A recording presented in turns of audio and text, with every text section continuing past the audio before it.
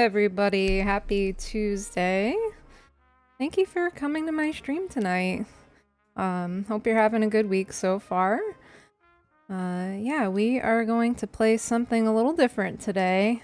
I feel like I've been sort of eking in and out of older games lately.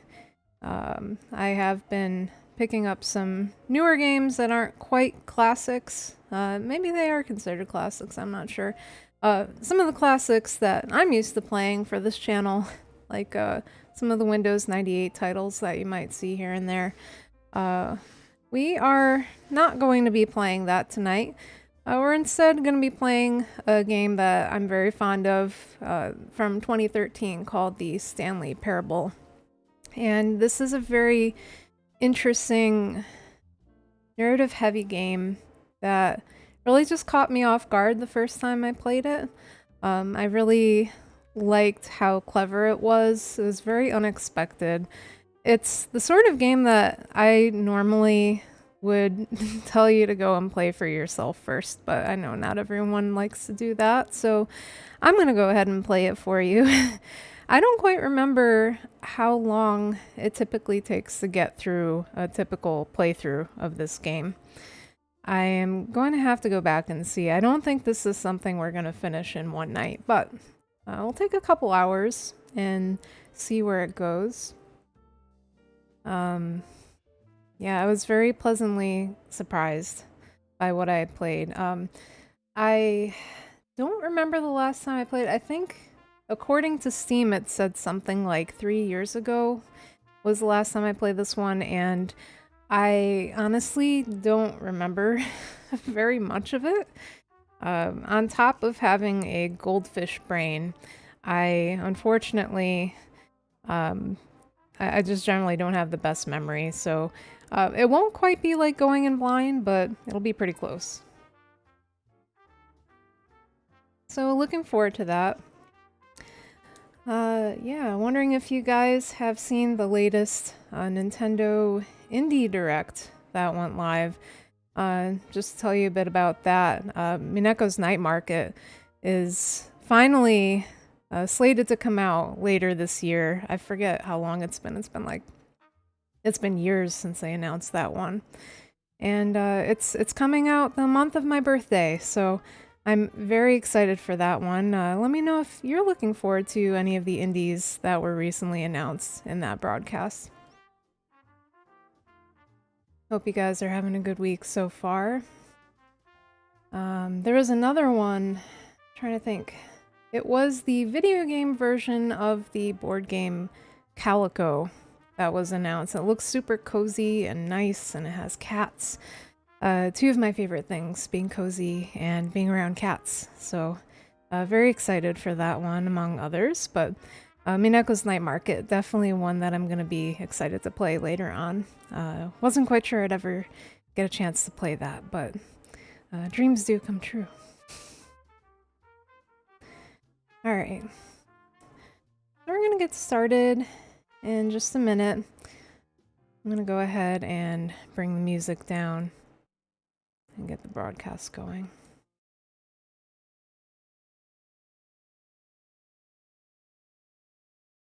So here we have the Stanley Parable. Let's make sure we're not muted there. Even just looking at that title screen, this is an interesting game. You could see it's sort of nested in on itself in the bottom corner. This one is just so unexpected. It is about choice and about the relationship between a video game creator, developer, and the player. And without saying much more than that, I thought that was a good way to sum it up. But let's go ahead and get started with this one. I might not be talking as much during certain parts, but I did put the subtitles on so you can read along. Hopefully that works well. And if you need me to bump up the volume at all, just let me know. Let's just go ahead and begin the game.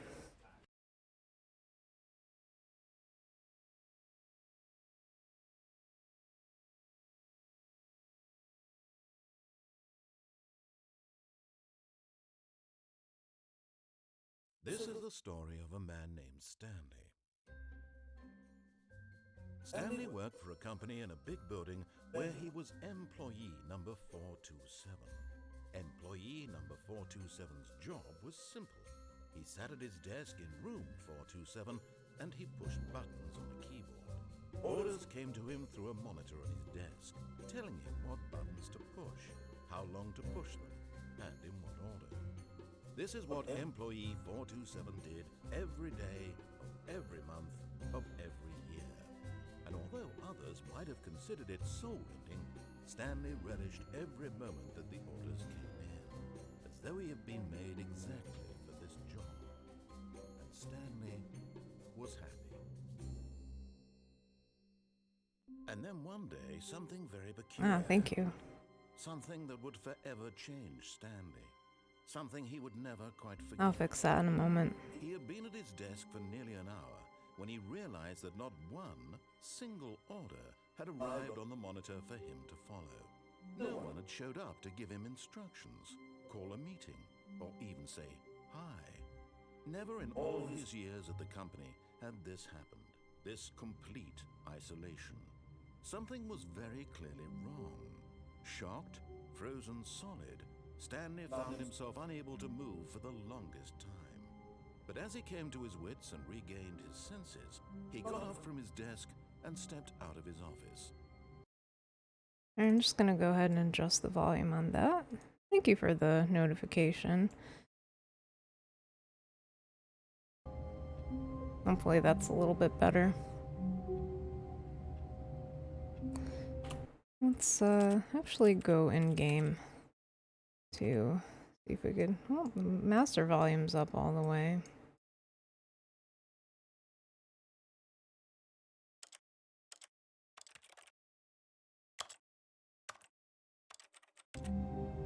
Alright, let me know if that's a little better. Actually... Apologies for the technical difficulties. Want to make sure you can hear it well. I bumped it up to the high end, so this should be a little bit better now. Let me know if you have any other troubles hearing the game.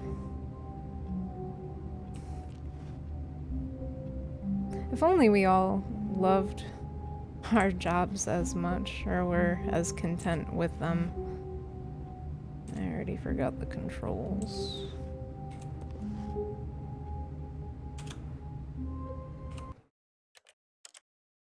My mind was elsewhere. Okay, forward, back, left, right. Use item. Okay, mouse 1. Yeah, that should be good. I don't know if there's anything we can do quite yet.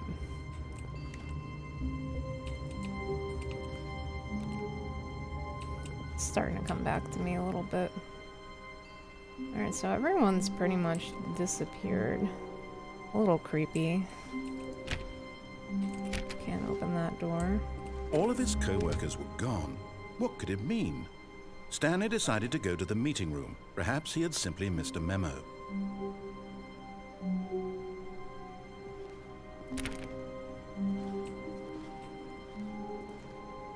I'm trying to decide if this would be awesome or creepy, or both. Or... No matter how hard Stanley looked, he couldn't find a trace of his co-workers. Thank you, that's good to know. I'm glad it worked a little better. Yeah, I can't decide if it's creepier or more comforting in like a very Home Alone kind of sense. I made my family disappear. That's right, I forgot I could turn things on and off. I'm using the mouse wheel as if I can zoom in on things, and that's just not something I can do right now. Stanley went around touching every little thing in the office, but it didn't make a single difference, nor did it advance the story in any way. This game picks on you, if you couldn't already tell from that brief narrative. Alright.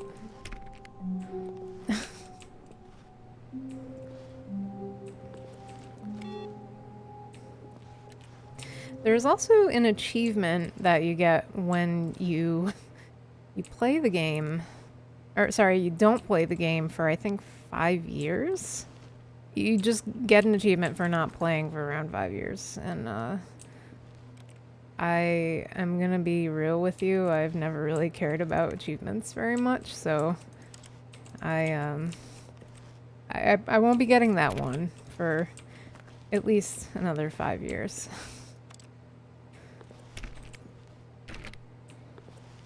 I'm not terribly heartbroken about that, so don't worry too much about me. Well, at least in these strange times, I care enough to conserve energy. Alright. Well, let's press onward. We're gonna eventually hit the meeting room. I'm one of those people who plays a game like this and just can't help myself. I gotta get into everything. And there's things that you do miss sometimes. So I feel like there's almost this sense of obligation to poke around and look at everything. But yeah, just kind of peeking in. This gives a very, I don't know if uncanny valley is the right phrase. It's a very unsettling feeling that comes from seeing a place that should be inhabited by people but isn't. I get that feeling a lot with places like dying malls and abandoned areas. When Stanley came to a set of 2 open doors, he entered the door on his left. Did he though? Are you sure about that? For the record, I have not played I think it's called the Ultra Deluxe Edition that has expanded on this game. There are new alternate endings and things like that. I forget when that released, but I have not played that one. I would be interested to do that though, because I really like this one. Alright, he said I want in the door on the left. I'm not going to do that. Because I'm a rebel and a menace to society. This was not the correct way to the meeting room, and Stanley knew it perfectly well. Perhaps he wanted to stop by the employee lounge first, just to admire it. What happened in here? I honestly don't remember how this game ended up. I just remember the dialogue just had me cracking up at times. Well, I'm deviating from everything I've ever known, huh? Look at that. What would you do if you were in this situation? Here's a question for you. Ash Newton, if you were in this situation and everyone in your office just disappeared, what's the first thing you would do? Yes, truly a room worth admiring. It had really been worth the detour after all, just to spend a few moments here in this immaculate, beautifully constructed room. Stanley simply stood here, drinking it all in. Speaking of drinks, are sodas still $1.25? Yes, really, really worth it being here in the room. A room so utterly captivating that even though all your co-workers have mysteriously vanished, here you sit looking at these chairs and some paintings. Really worth it. It's kind of relaxing. At this point, Stanley's obsession with this room bordered on creepy and reflected poorly on his overall personality. It's possible that this is why everyone left. Well, that's a little harsh, don't you think? Stanley sat around waiting for more dialogue, but when a long time had passed and there was no more, he decided that the game was trying to send him a message. Oh my goodness. I've had some late nights at the office, though it was admittedly creepier because they shut off most of the lights. Ooh, so I had to walk back through the minimally lit hallways before I could leave. The locked They lock the entrance slash exit I usually used. Ooh! That does sound spooky.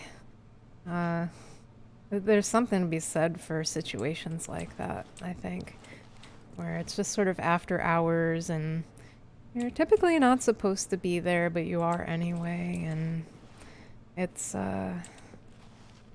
strange, but kind of comforting at the same time. I don't know, I'm also the kind of person who likes to be by myself, so... But at last, he'd had enough of the amazing room and took the first open door on his left to get back to business. I don't know. I like to explore. I don't like people telling me what to do. That's how I got lost in a forest once. I wasn't really lost. I knew how to get back, but the people I were with, they didn't know where the hell I was. I was just exploring. I don't really want to go back, though. Midday, if nobody was at their desk, I'd wonder if I'd forgot about a town hall meeting at the cafeteria. Yeah, that definitely sounds like something I would do.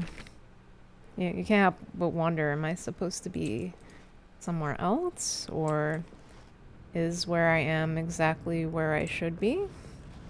Stanley was so bad at following directions, it's incredible he wasn't fired years ago. Thank you for that. Much appreciated. I kind of wish I had someone narrating my life like this, but I don't know how much I'd like having that for. Caution! Do not lie. If you are lying right now, stop. This game has a very British sense of humor. I'm enjoying that. Yeah, and this game has multiple endings as well. Again, I could not tell you what they are because it's been a while since I've played this. I'm interested to see what the Ultra Deluxe is like, though. Can I just... Look, Stanley, I think perhaps we've gotten off on the wrong foot here. I'm not your enemy, but in his eagerness to prove that he is in control of the story and no one gets to tell him what to do, Stanley leapt from the platform and plunged to his death. I was Good testing job, the fall Stanley. damage, Everyone okay? thinks you are very powerful. I had a feeling the game would let me do that, and it did, so... Yeah, I'm just testing the parameters here. That's what you're supposed to do, aren't you? I mean, maybe don't do that in real life. That's... I would discourage you from doing that. All of his co-workers were gone. What could it mean? Stanley decided to go to the meeting room. Perhaps he had simply missed a memo. This wasn't on the screen before. The end is never the end, never the end is never the end. You know, playing through the first time No matter how hard Stanley looked, he couldn't find a trace of his co-workers. I definitely don't remember seeing that on the screen. That's very interesting. And creepy. I'm trying to read what the mug says. I like work, I just hate my boss. Yeah, no. I think everyone's been there at some point.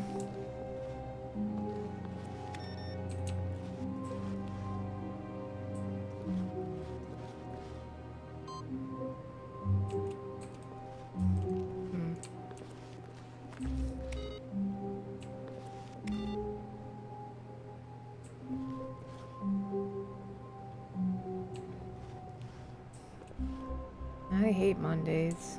I think it's Tuesday. Well, I've already checked all these doors. I don't know why I'm doing that again. When Stanley came to a set of 2 open doors, he entered the door on his left. I'm gonna continue where I left off, like, before. This was not the correct way to the meeting room, and death. Stanley knew it perfectly well. Perhaps he wanted to stop by the employee lounge first, just to admire it. Being in this office just kind of reminds me of being in Portal for some reason. Yes, this room. What a beautiful room. What a gorgeous, gorgeous room. Gorgeous. Thank goodness Stanley had taken this detour on his way to the meeting room. Life without having experienced this room was now too horrible even to consider. I know, right? Some people live their whole lives without having seen this room, and I mean, personally, I think that's pretty sad. And there's... Yes, really, really worth it being here in the room. Okay. A room so utterly captivating that even though all your co-workers have mysteriously vanished, but eager to get back to business, Stanley took the first open door on his left. I'm trying to think what my first thought would be, or what my first action would be, I guess, if something like this happened to me. If all my coworkers just up and vanished, what would I do? If everyone just up and vanished at my workplace, that's a good question. I'm sure I'll think of something clever a little later on. I'm a simple person. I would probably just go to the break room and loot as much candy as I could. Stanley was so bad at following directions, it's incredible he wasn't fired years ago. Alright, this time we are not going to launch ourselves from the lift. Look, Stanley, I think perhaps we've gotten off on the wrong foot here. I'm not your enemy, really, I'm not. I realize that investing your trust in someone else can be difficult, but the fact is that the story has been about nothing but you all this time. There's someone you've been neglecting, Stanley. Someone you've forgotten about. Please, stop trying to make every decision by yourself. Now, I'm not asking for me, I'm asking for her. Her. This is it, Stanley. Your chance to redeem yourself, to put your work aside, to let her back into your life. She's been waiting. GLaDOS?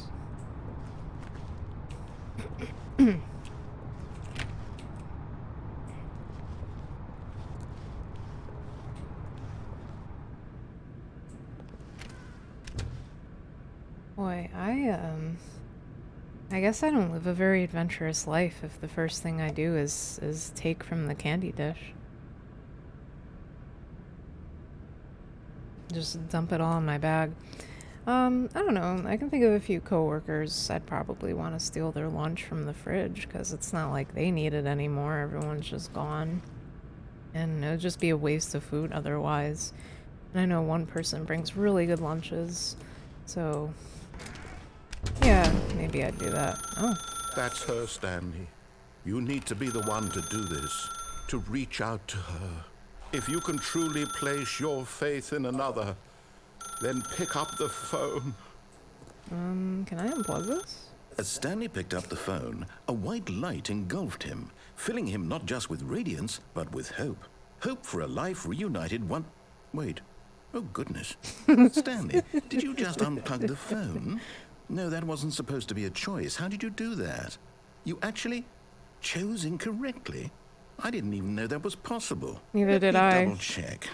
I don't remember doing that the first time around. No, it's definitely here, clear as day. Stanley picks up the phone. He's taken to his apartment where he finds his wife, and the two pledge themselves to one another. Music comes in, fade to white, roll credits. Not picking up the phone is actually somehow an incorrect course of action. How is that even possible? None of these decisions were supposed to mean anything. I don't understand. How on earth are you making meaningful choices? What did you... Wait a second. Did I just see... No, that's not possible. I can't believe it. How had I not noticed it sooner? You're not Stanley. You're a real person.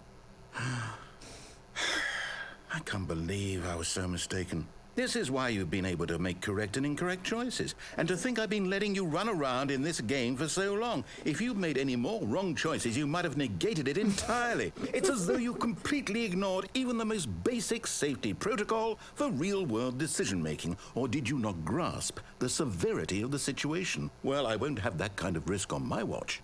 I'm going to stop the game for a moment so we can educate you properly on safe decision-making in the real world. Please observe this helpful instructional video.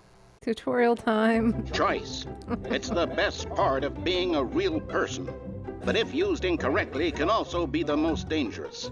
For example, in this scenario, a hypothetical real person named Stephen has a choice. He could spend years helping improve the quality of life for citizens of impoverished third world nations. Or he could systematically set fire to every orphan living in a 30-kilometer radius of his house. Oh. Which choice would you make? Remember that unlike here, the real world makes sense, and at no time should you make a choice that does not conform to rational logic. If you find yourself speaking with a person who does not make sense, in all likelihood, that person is not real. Allow the person to finish their thought, then provide an excuse why you cannot continue talking.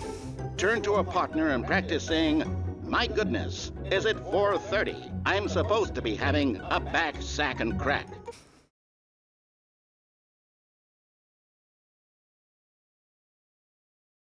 Excellent. Making choices on a regular basis is the best part to a healthy decision-making process. Most medical professionals recommend making at least 8 choices per day. Do you make more than 8? Less? And finally, if you begin to wonder if your choices are actually meaningful and whether you'll ever make a significant contribution to the world, just remember that in the vast infiniteness of space, your thoughts and problems are materially insignificant, and the feeling should subside. At this time, your instructor will guide you in an exercise to test and reinforce the material covered in this video. I don't remember that at all. Welcome back. You may have noticed that this room has begun to deteriorate as a result of narrative contradiction. But not to worry. Now that you're properly informed on good decision-making, we're going to revisit a choice you made just a few minutes ago and see what the correct thing to do would have been. This way, please. Uh-huh. Can I plug that back in? No, I can't. It's been painted over. There are graphs and really disconcerting messages sprinkled all over the ground right now. There's the phone. That's not going to work, but there it is. Lots of people don't make sense these days. You are very right about that. If only it were that easy, just walking away from someone. I guess you could make that choice, but you know there might be consequences for that too. Well, this room makes a lot more sense than the last room. That was an interesting video, huh? I don't know why I'm crawling like something's going to jump out at me. This is not that kind of game. These last words. Alright, so this wants me to probably go back to where I diverged. I can't not do that. Now that we know your choices are meaningful, we can't have you jumping off the platform and dying. Imagine the main character dying senselessly halfway through the story. That story would make no sense at all. We just need to get you home as soon as possible before the narrative contradiction gets any worse. Unfortunately, it seems this place is not well equipped to deal with reality.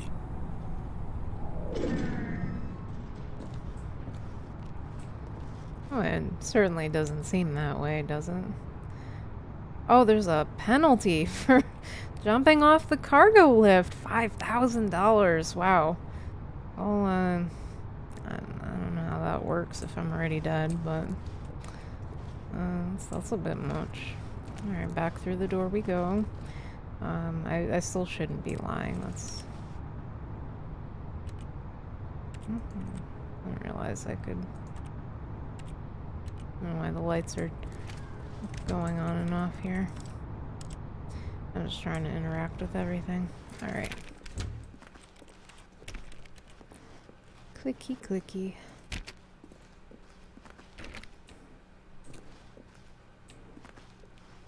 I don't know. Maybe if my coworkers disappeared, I'd use the copier. Almost there. You'll take the door on the left, back to the correct ending, the story will have resolution once again, and you'll be home free in the real world. Use the copier for inappropriate things. Make of that what you will.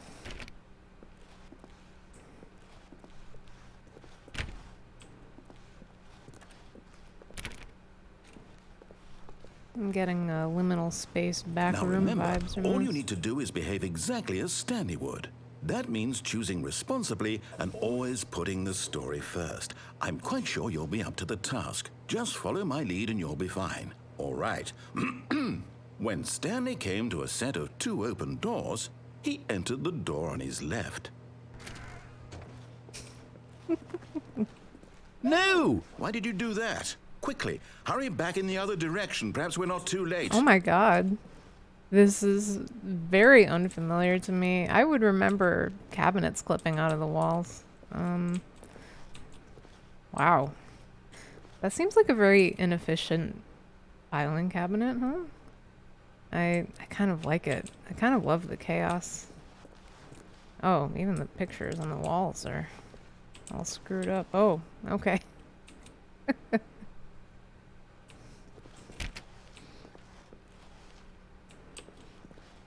Well, let me go through. This seems like fun.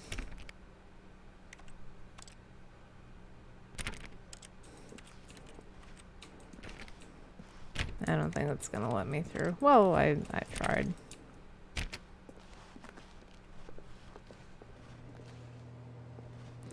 Alright, I don't know that there's a way forward for me if I keep trying to go this way. It doesn't seem like it. I've interacted with just about everything over here. And I'm probably making you a little queasy. Trying to do it. So, begrudgingly, I will go ahead and take the left door.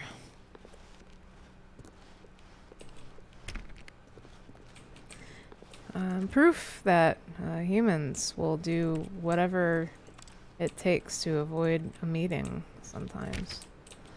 But honestly, let's be real, a lot of meetings could just be emails. If the meeting was just an email, I don't know, would we be in this situation right now? It's ruined. I can't believe, after everything we talked about, that my story, you've destroyed my work. God. Why? For what?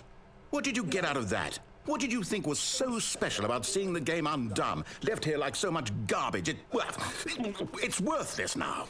And what am I supposed to do? Even if there were a way to continue, would it be worth it?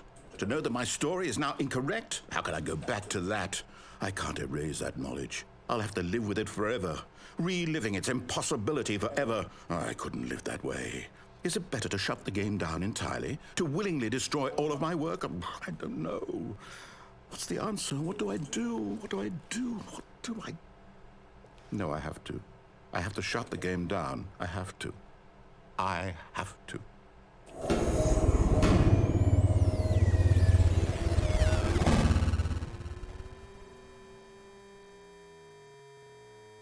Okay.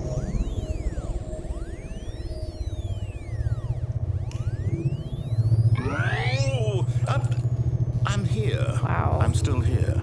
Here in this pile of rubbish. With you. You. Who thought you were so clever. Now look where we are. My entire game is destroyed.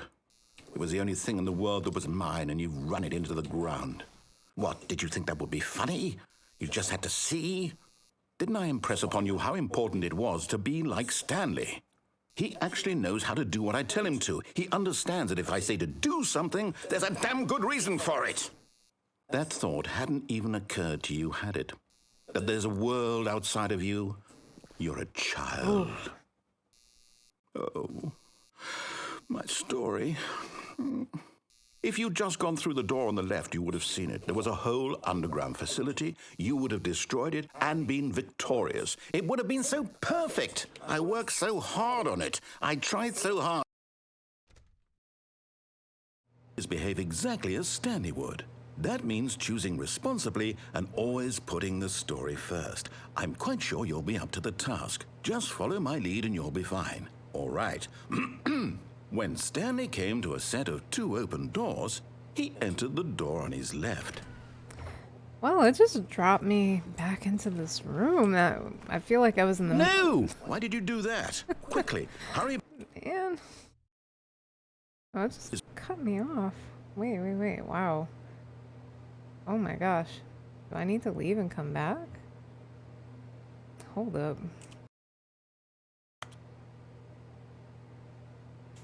When Stanley came to a set of 2 open doors, he entered the door on his left. Oh, I think I might need to restart this. Sorry, guys. That hasn't happened before either. Let's try again. I'll start over and we will go through the door on the left All because... of his co-workers were gone. What could it mean? I don't know. Stanley decided to go to the meeting room. Perhaps he had simply missed a memo.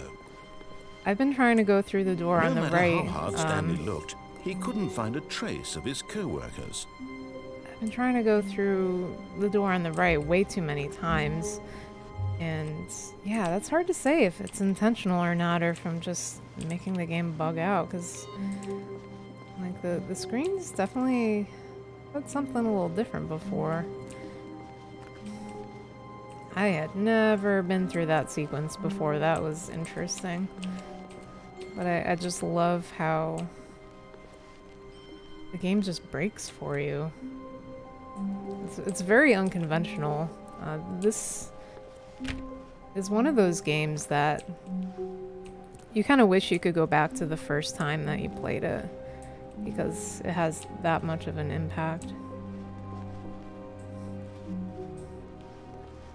Alright, here we are. When Stanley came to a set of 2 open doors, he entered the door on his left.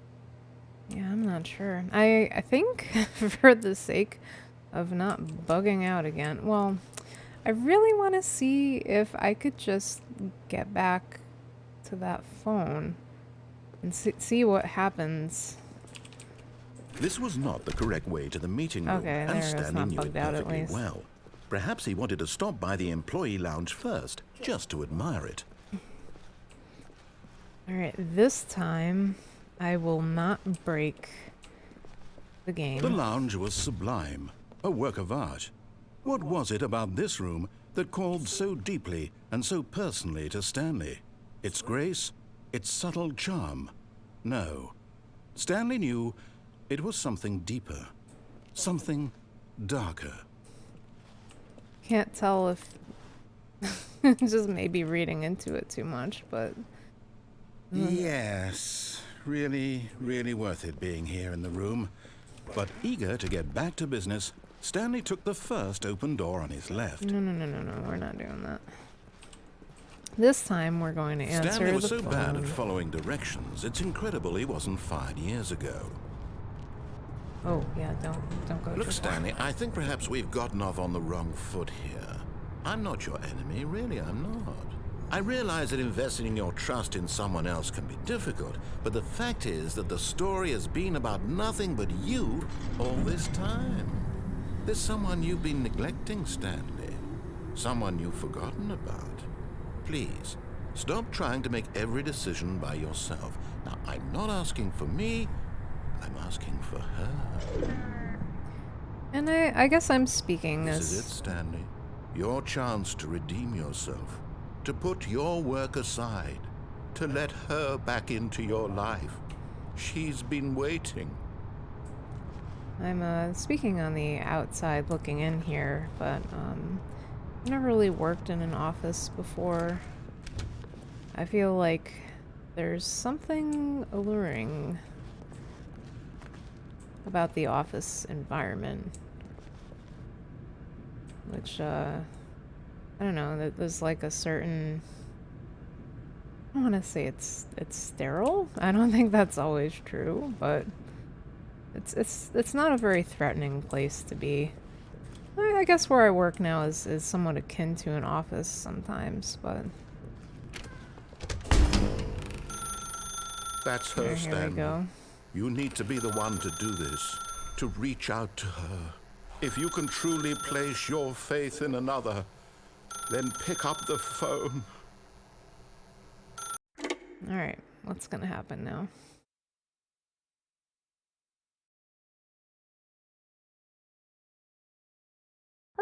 Hi, is that you?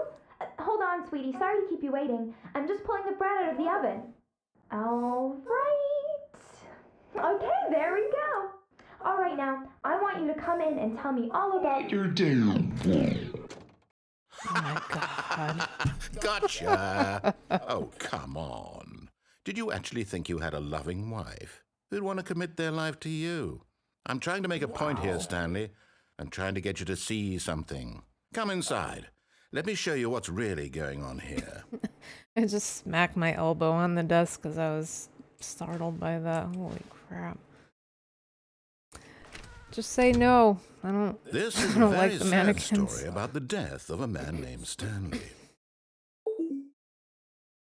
There's a Z on your keyboard. Stanley is quite a boring fellow. He has a job that demands nothing of him, and every button that he pushes is a reminder of the inconsequential nature of his existence. Look at him there, pushing buttons, doing exactly what he's told to do. Now he's pushing a button. Now he's eating lunch.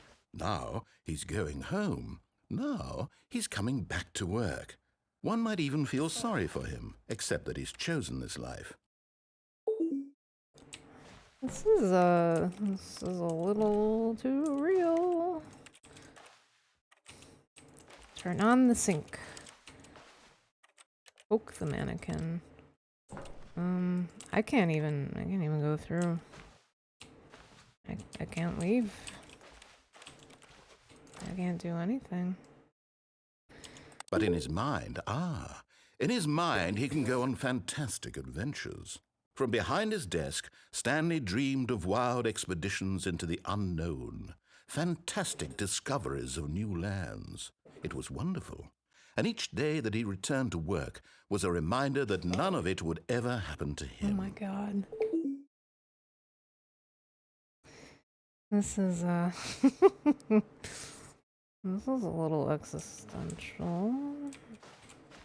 And so he began to fantasize about his own job. First, he imagined that one day while at work, he stepped up from his desk to realize that all of his co-workers, his boss, everyone in the building had suddenly vanished off the face of the earth. The thought excited him terribly. So he went further. He imagined that he came to two open doors and that he could go through either. At last, choice. It barely even mattered what lay behind each door. The mere thought that his decisions would mean something was almost too wonderful to behold. As he wandered through this fantasy world, he began to fill it with many possible paths and destinations. Down one path lay an enormous round room with monitors and mind controls. And down another was a yellow line that weaved in many directions. And down another was a game with a baby. And he called it the Stanley Parable. It was such a wonderful fantasy, and so in his head he relived it again, and then again, and again, over and over, wishing beyond hope that it would never end, that he might always feel this free. Surely there's an answer down some new path, mustn't there be? Perhaps if he played just one more time. Hey, wife. But there is no answer. Oh. How could there possibly be? In reality, all he's doing is pushing the same buttons he always has. Nothing has changed. The longer he spends here, the more invested he gets, the more he forgets which life is the real one. And I'm trying to tell him this, that in this world he can never be anything but an observer, that as long as he remains here, he's slowly killing himself. But he won't listen to me. He won't stop. Here, watch this. Stanley, the next time the screen asks you to push a button, do not do it.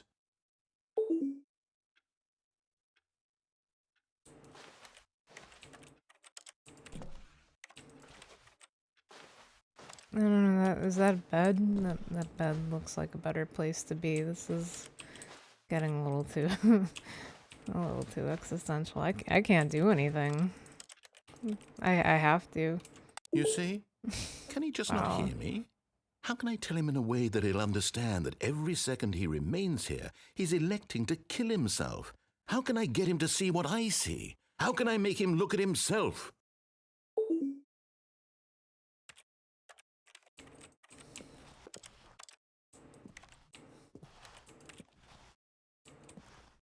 I suppose I can't, not in the way I want him to. But I don't make the rules. I simply play to my intended purpose, the same as Stanley. We're not so different, I suppose. I'll try once more to convey all this to him. I'm compelled to. I must. Perhaps, well, maybe this time he'll see. Maybe this time. And I tried again, and Stanley pushed a button. And I tried again, and Stanley pushed a button. And I tried.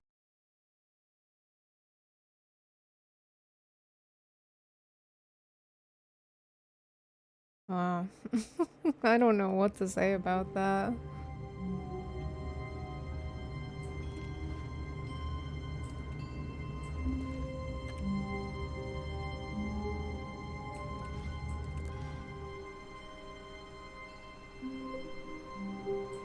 Really makes you think about your own A soft life. wind blew outside and perhaps rain started, and if it did, it stopped shortly after. Stanley hoped that he would one day see weather. I know some days you're just so caught up in your own work, you forget there's weather outside. I've been having days like that lately.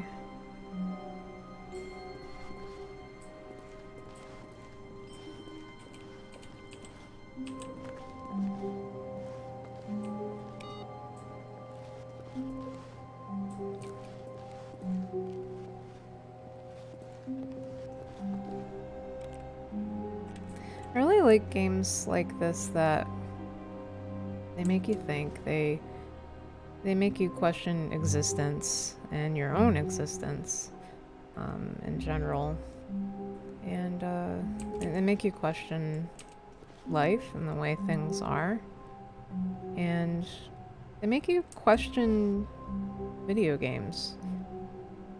They make you think about, like I had mentioned earlier, the relationship between the player and the developer, what the developer is trying to get you to see. So in a way, it's very similar to that.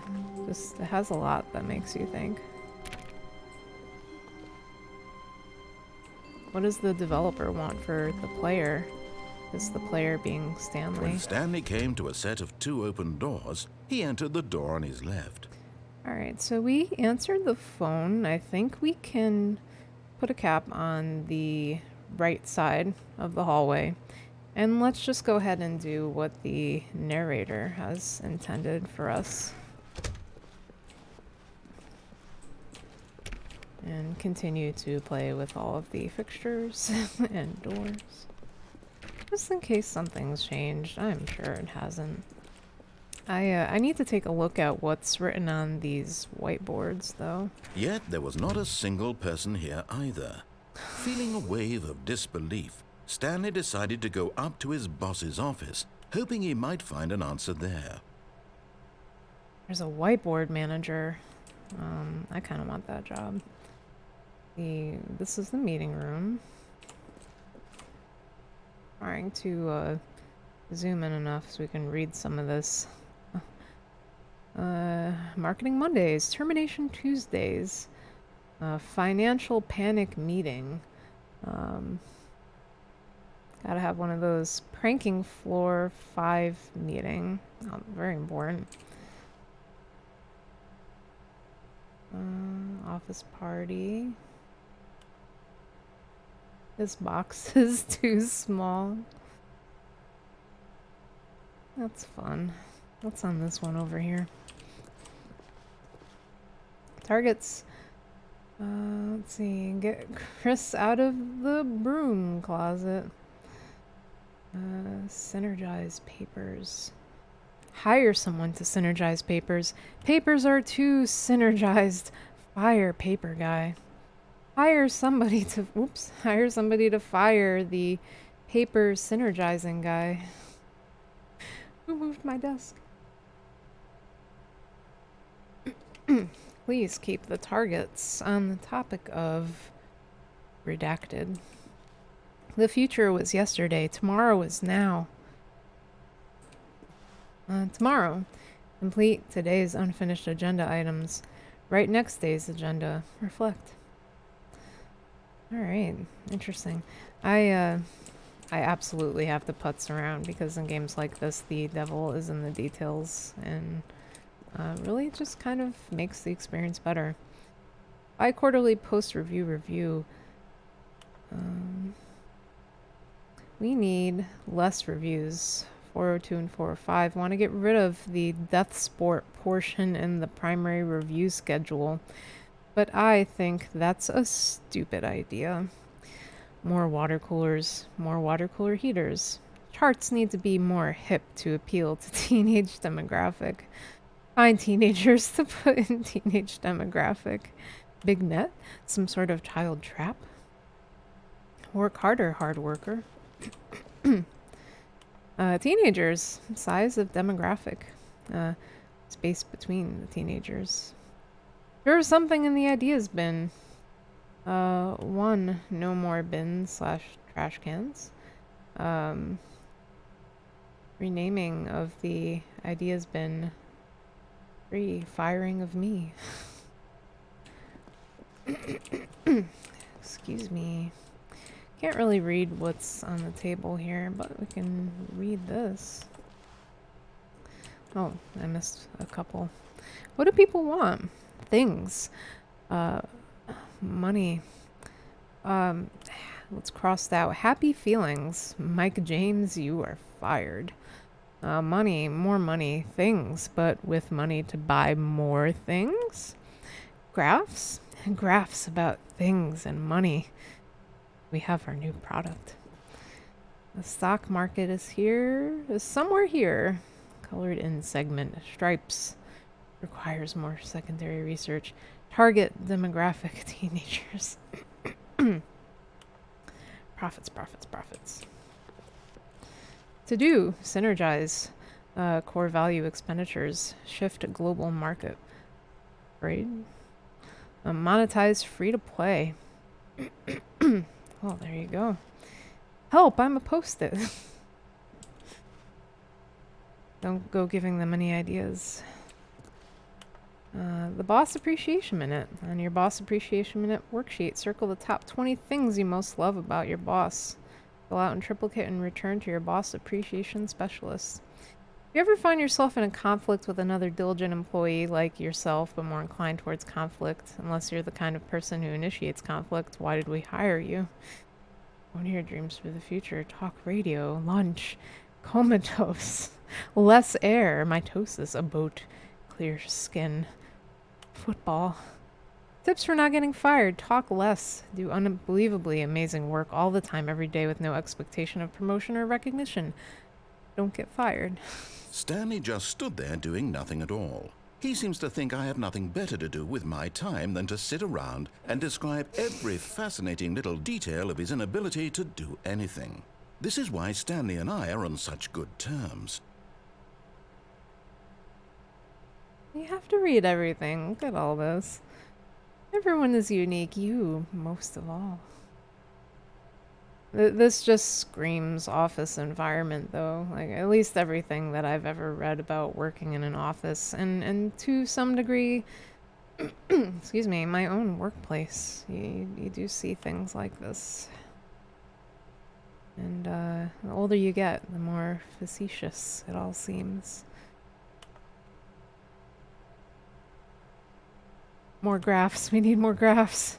Oh, that's where it came from. Okay. Well, I think now is a good time to move on. We've seen most everything that needs seeing. Oh, remember that it takes 2 people to start a fight, and right now you're both of them. Okay, then. What are your dreams for the future? To my friends in the chat right now. Is it plant life? Talk radio? Is it synergy? Alright. Oh, I want to go in here. Lunch, yeah. Everyone dreams of a good lunch, right? Or a break from lunch? Stanley stepped into the broom closet, but there was nothing here, so he turned around and got back on track.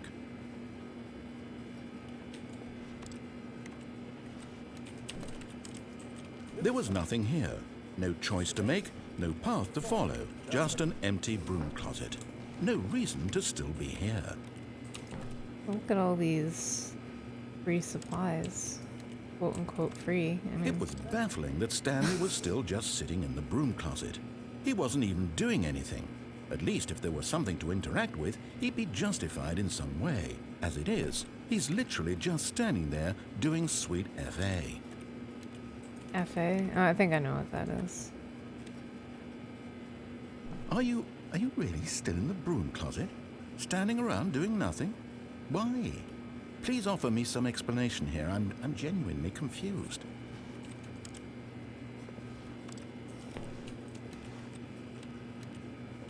You do realize there's no choice or anything in here, right? If I'd said Stanley walked past the broom closet, at least you would have had a reason for exploring it to find out. But it didn't even occur to me because literally this closet is of absolutely no significance to the story whatsoever. I never would have thought to mention it. I'm just gonna hang out in here to spite you. Maybe to you this is somehow its own branching path. Maybe when you go talk about this with your friends, you'll say, "Oh, did you get the broom closet ending? The broom closet ending was my favorite."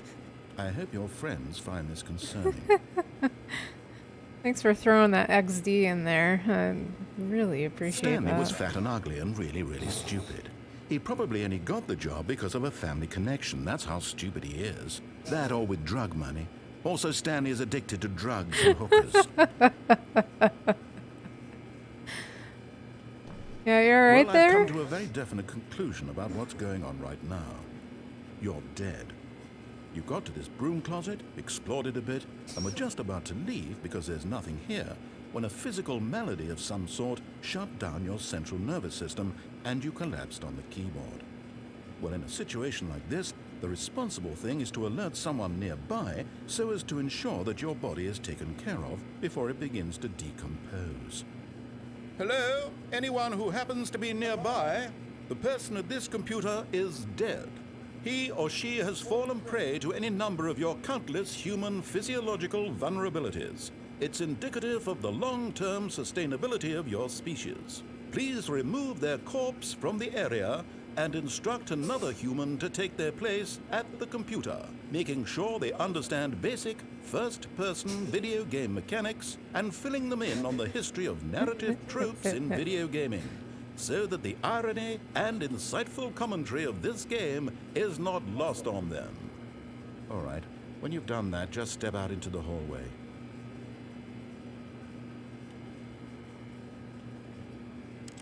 I'm good.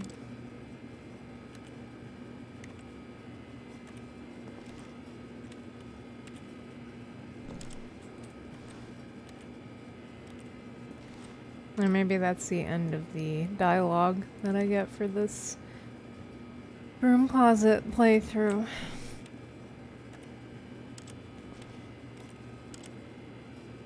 I think that might have actually been it.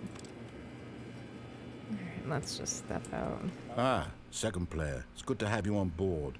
I guarantee you can't do any worse than the person who came before you. You too? Unbelievable. I'm at the mercy of an entire species of invalids. Perhaps there's a monkey nearby you can hand the controls to. A fish?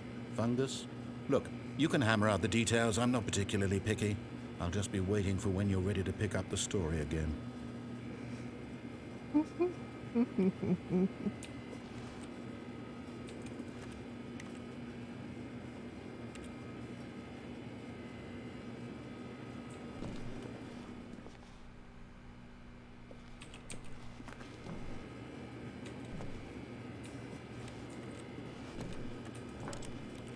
Alright, I think this might actually could be it.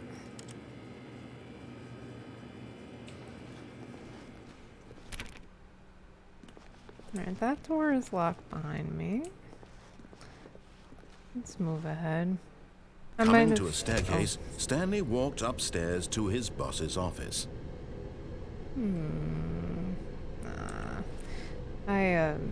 Maybe there was an achievement for that at one point, because I don't really see that having an ending. It's just me being obnoxious in a broom closet. Alright, what's down here? Ooh, it's very red down here.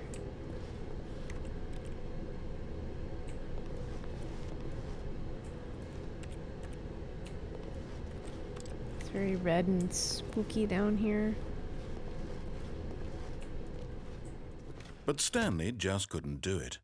He considered the possibility of facing his boss. Admitting he had left his post during work hours, he might be fired for that. And in such a competitive economy, why had he taken that risk? All because he believed everyone had vanished? His boss would think he was crazy. And then something occurred to Stanley. Maybe, he thought to himself, maybe I am crazy. All of my co-workers blinking mysteriously out of existence in a single moment for no reason at all? None of it made any logical sense. And as Stanley pondered this, he began to make other strange observations. For example, why couldn't he see his feet when he looked down? Why did doors close automatically behind him wherever he went? They just didn't And for animate that matter, them. these rooms were starting to look pretty familiar. Were they simply repeating? No, Stanley said to himself, this is all too strange. This can't be real. And at last, he came to the conclusion that had been on the tip of his tongue. He just hadn't found the words for it. I'm dreaming, he yelled. This is all a dream. Oh, what a relief Stanley felt to have finally found an answer, an explanation. His co-workers weren't actually gone. He wasn't going to lose his job. He wasn't crazy after all. And he thought to himself, I suppose I'll wake up soon. I'll have to go back to my boring real-life job pushing buttons. I may as well enjoy this while I'm still lucid. So, he imagined himself flying and began to gently float above the ground. Then he imagined himself soaring through space on a magical starfield, and it too appeared. It was so much fun, and Stanley marveled that he had still not woken up. How was he remaining so lucid? And then perhaps the strangest question of them all entered Stanley's head.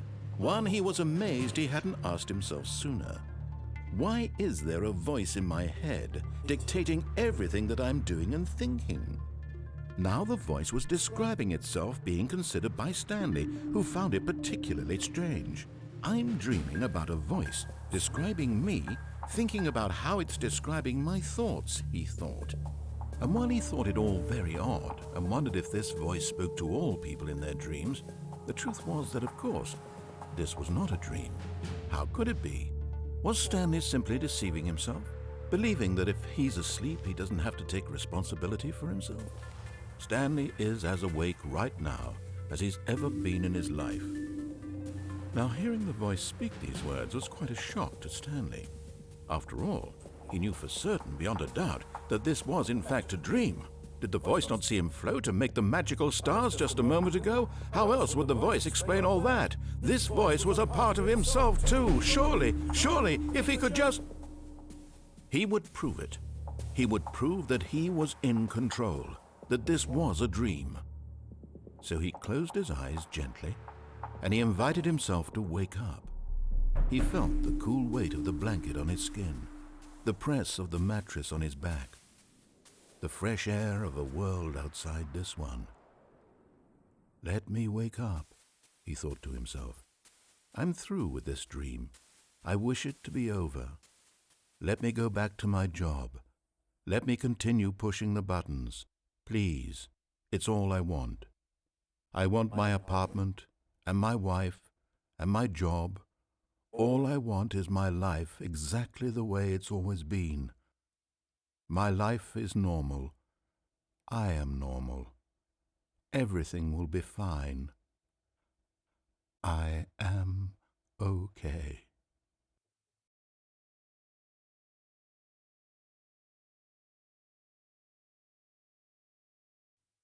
Stanley began screaming. Please, someone, wake me up. My name is Stanley. I have a boss. I have an office. I am real. Please, just someone tell me I am real. I must be real. I must be. Can anyone hear my voice? Who am I? Who am I? And everything went black.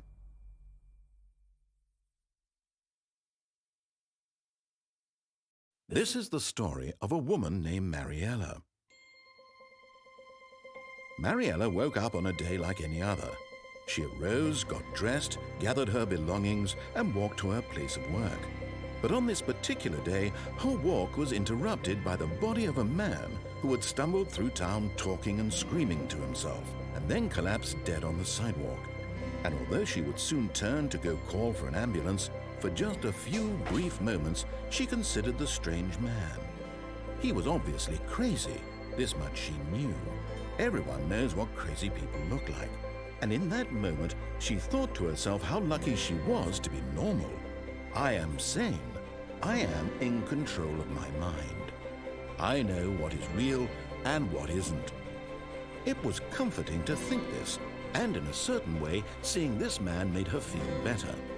But then she remembered the meeting she had scheduled for that day, the very important people whose impressions of her would affect her career, and by extension, the rest of her life.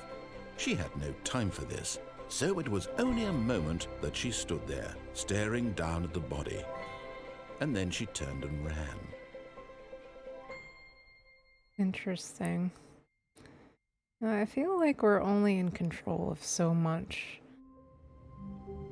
And the part where they mentioned the woman, Mariella, who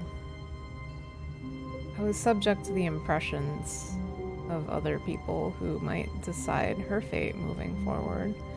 We all like to be in control, and I think that's part of the reason why we like to play video games so much, but I think there's only so much that we can control.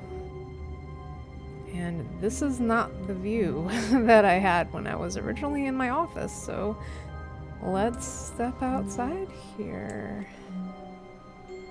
That is definitely my office. All of his co-workers were gone. What could it mean?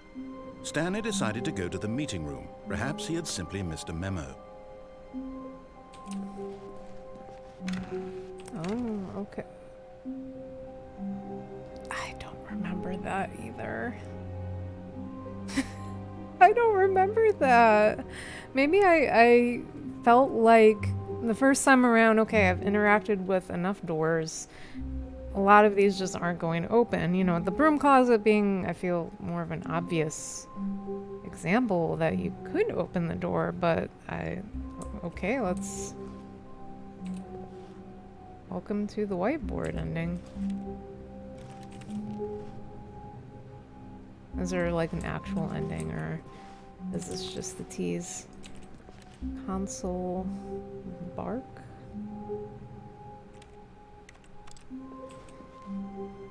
I'm just gonna back out of here. That's funny though. Hopefully I wasn't supposed to do anything else. Stanley went around touching every little thing in the office, but it didn't make a single difference, nor did it advance the story in any way. Yeah, that was my office. This is 422.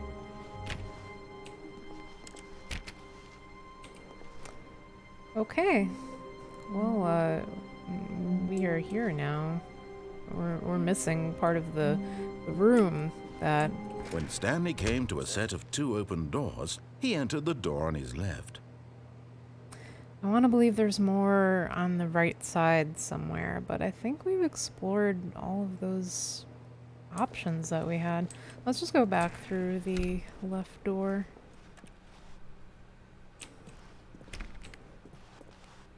Touching all the things.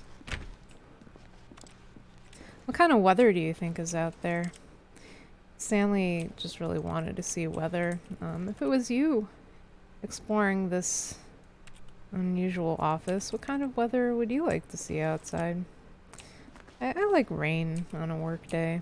Yet there was not a single person here either. Feeling a wave of disbelief, Stanley decided to go up to his boss's office, hoping he might find an answer there.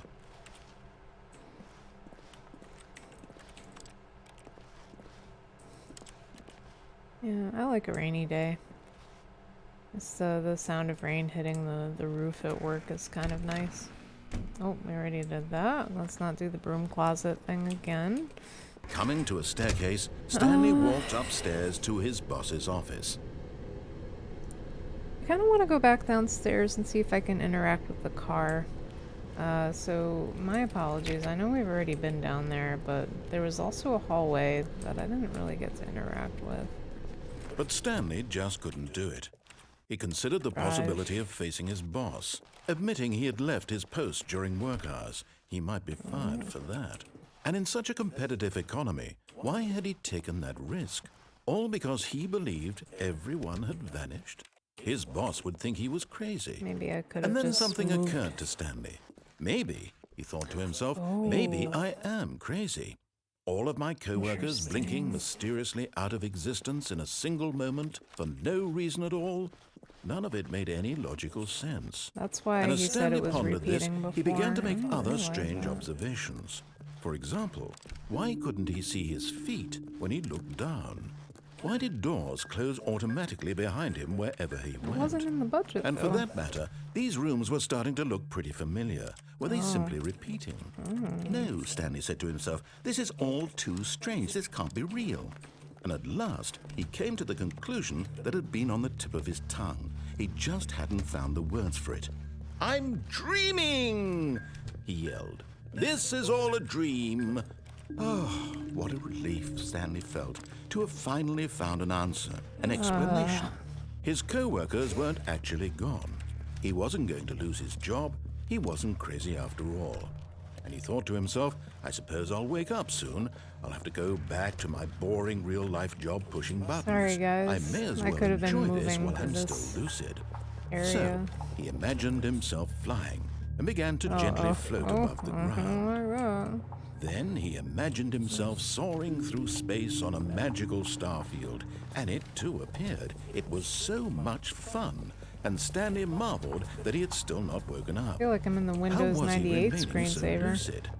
And then perhaps the strangest question of them all entered Stanley's head. One he was amazed he hadn't asked himself sooner. Why is there a voice in my head dictating everything that I'm doing and thinking? Now the voice Just trying to see if I can skip this. was No, I describing gotta sit itself through this being again. considered by Stanley, who found it Sorry. particularly strange. I'm dreaming about a voice describing me, thinking about how it's describing my thoughts, he thought. And while he thought it all very odd and wondered if this voice spoke to all people in their dreams, the truth was that, of course, this was not a dream. How could it be? Was Stanley simply deceiving himself? Believing that if he's asleep, he doesn't have to take responsibility for himself? Yeah. Stanley is as awake right now as he's ever been in his life. I love Now, to hearing sleep. the I voice don't need speak these words was to do quite a that when you shock to sleep. Stanley. After Great. all, he knew for certain, beyond a doubt, that this was in fact a dream. Did the voice not see him float and make the magical stars just a moment ago? How else would the voice explain all that? This voice was a part of himself too. Surely, if he could just... He would prove it. Get in the car. He would prove that he was in control, that this was a dream. So he closed his eyes gently, and he invited himself to wake up. He felt the cool weight of the blanket on his skin, the press of the mattress on his back, That was loud. the fresh air of a world outside this one. Let me wake up, he thought to himself. I'm through with this dream. I wish it to be over. Let me go back to my job. Let me continue pushing the buttons. Please, it's all I want. I want my apartment, and my wife, and my job. All I want is my life exactly the way it's always been. My life is normal. I am normal. Everything will be fine. I am okay.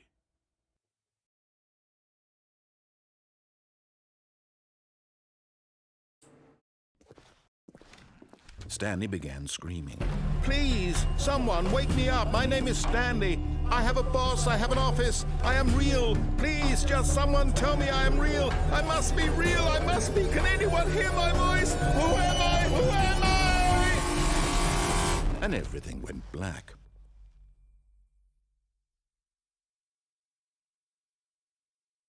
This is the story of a woman named Mariella. Mariella woke up on a day like any other. She arose, got dressed, gathered her belongings, and walked to her place of work. But on this particular day, her walk was interrupted by the body of a man who had stumbled through town talking and screaming to himself, and then collapsed dead on the sidewalk. And although she would soon turn to go call for an ambulance, for just a few brief moments, she considered the strange man. He was obviously crazy. This much she knew. Everyone knows what crazy people look like. And in that moment, she thought to herself how lucky she was to be normal. I am sane. I am in control of my mind. I know what is real and what isn't. It was comforting to think this, and in a certain way, seeing this man made her feel better. But then she remembered the meeting she had scheduled for that day, the very important people whose impressions of her would affect her career, and by extension, the rest of her life. She had no time for this, so it was only a moment that she stood there, staring down at the body. And then she turned and ran. It also makes you think, too, about what... Well, I'm back at the normal view again. That's interesting. I wonder... I'm not gonna sit through that again, because we've already been through it twice, but... I wonder if something happens, if you take that other blue hallway, to a different part of the office building. Yeah, I was saying that I think when the lady Mariella was reflecting on what she was seeing in that moment and how she's thankful for being perfectly normal, I feel like the line between normal and talking to yourself in your head, and not that that's like an abnormal thing to do. I do talk to myself sometimes. I think everybody does. But the line between normal and abnormal is thinner than you realize. And I think it's when you start to lose control of what's going on in your life that the lines start to get a little blurry. It's easy to be thankful for a normal life and a normal job and situation, I guess. Stanley stood for a long time in one spot.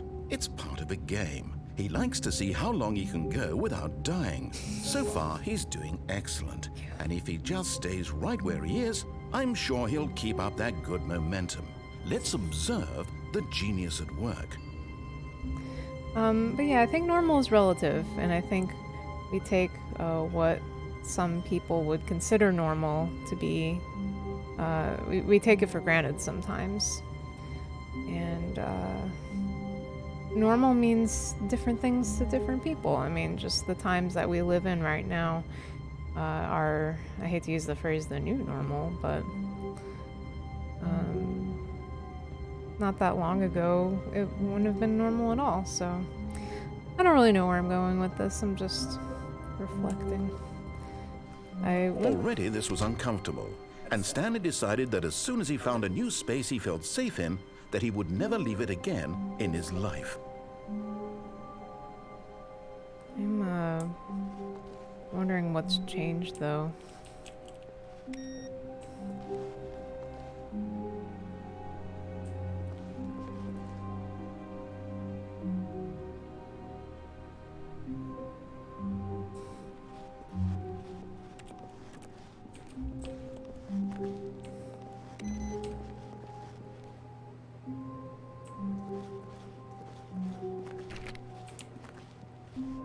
just looking for more computers to screw with.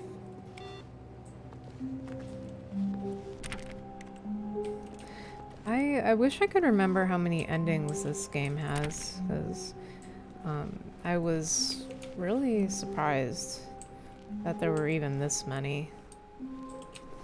When Stanley came to a set of 2 open doors, he entered the door on his left. And I don't want to go repeating things too much because that makes for a really long stream, but you can't help but wonder, what if I interacted with something a little differently than last time? Would I have branched off on a completely new path? Yet there was not a single person here either. Feeling a wave of disbelief, Stanley decided to go up to his boss's office, hoping he might find an answer there. I think we're gonna head towards my boss's office now, because we have been downstairs twice at this point. And I don't think there's anything else waiting for us down there except more death. Coming to a staircase, Stanley walked upstairs to his boss's office. More existentialism. I think I can't go through this way.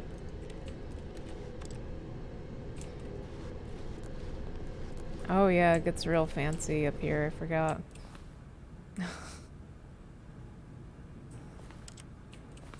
What's this? Executive bathroom. Oh, you're gonna put like a nice plaque on the outside of that and not let me in? Then that doesn't seem very fair. Oh, what's over here? Oops. There we go. I wonder if there's a point in the game when I can find the screen on enough computers where, like, once you fill up that bar, something happens. Now, it looks like my boss's office. God, he lives in a freaking mansion compared to the rest of us peons.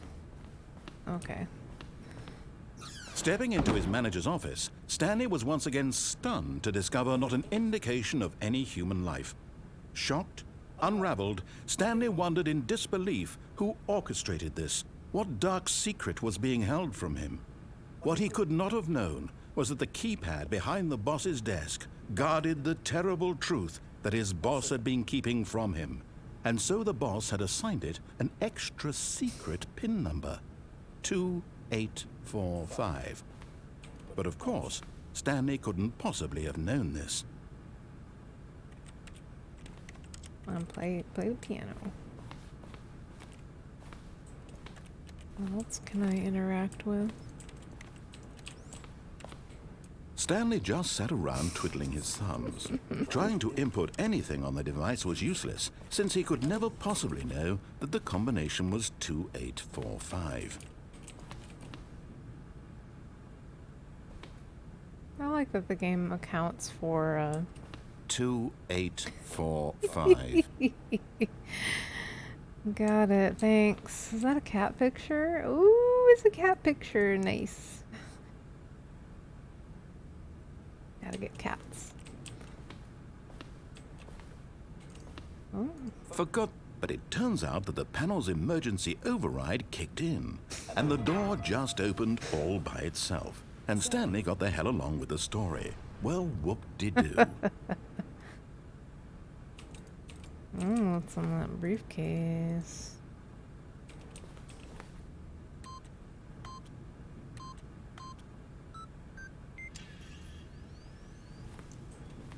That's behind us now. I just felt like punching it in anyway.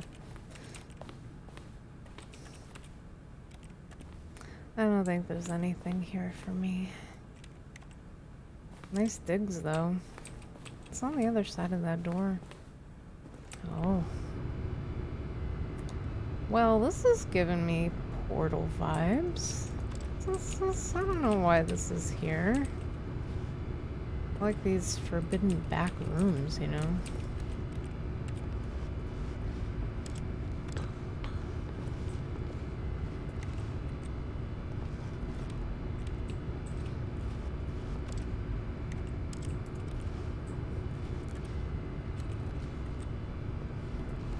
Okay, guess we're... Whoa.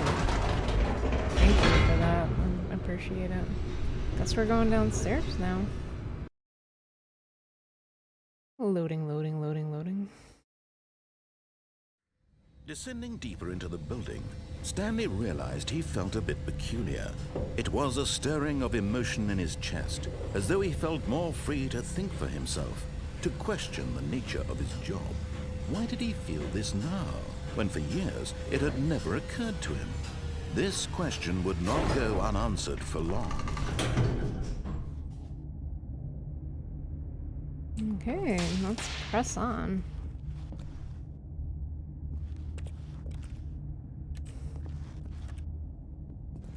Stanley walked straight ahead through the large door that read Mind Control Facility. Very ominous. Okay. Oh.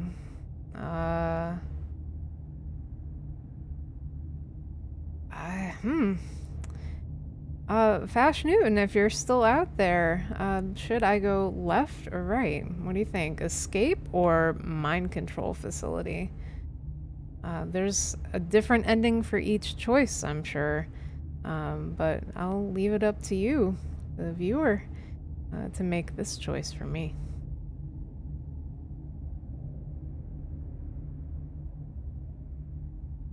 I'm gonna take a quick break.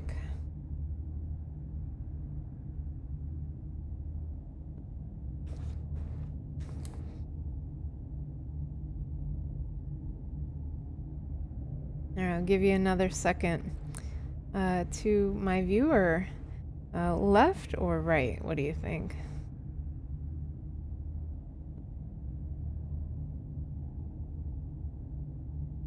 Let's go mind control. Okay, thank you for that. We'll do mind control facility. That doesn't sound ominous at all.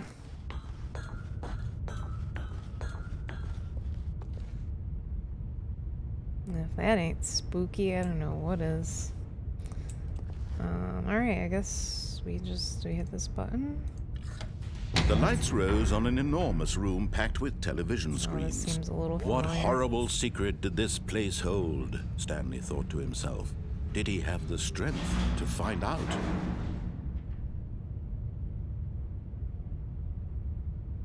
Alright, as we move on, oh, there's only one way to go, okay. Oh man, I can't even see the bottom. I don't like that. Okay. We got some more, employee observation protocol.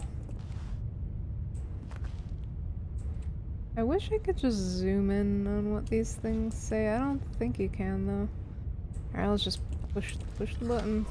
Now the monitors jumped to life, their true nature revealed. Each bore the number of an employee in the building, Stanley's co-workers.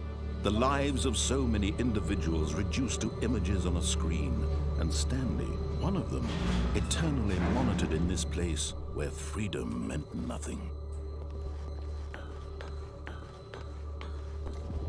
Mind control, huh?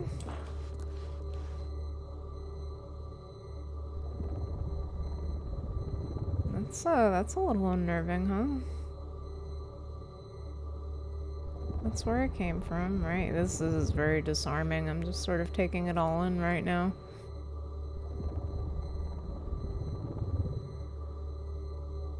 It's just great feeling like a number sometimes, isn't it? Alright, what's gonna happen? This mind control facility, it was too horrible to believe. It couldn't be true. Had Stanley really been under someone's control all this time? Was this the only reason he was happy with his boring job? That his emotions had been manipulated to accept it blindly?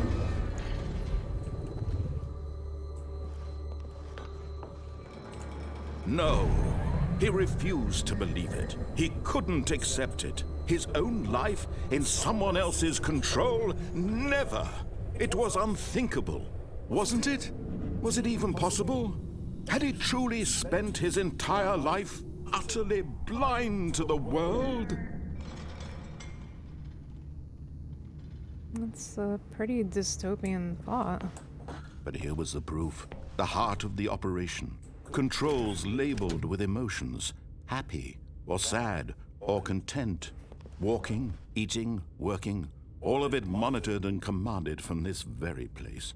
And as the cold reality of his past began to sink in, Stanley decided that this machinery would never again exert its terrible power over another human life. For he would dismantle the controls once and for all.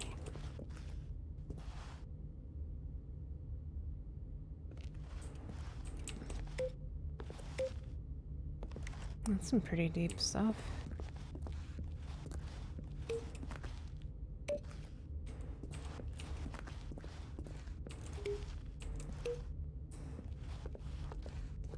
I'm sure this would make some people out there very happy. Let's see. I dismantle this. I think I saw, yeah, there's just more computers like that. Oh, a button up here.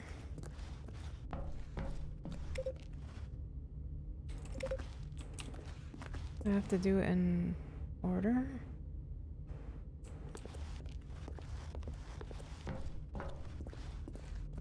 Okay, I see more over here. Maybe we have to start on this outer perimeter. 1, 2... Where's 3? That was 5.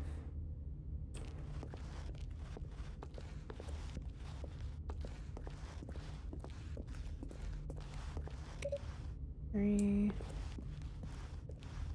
Looking for 4.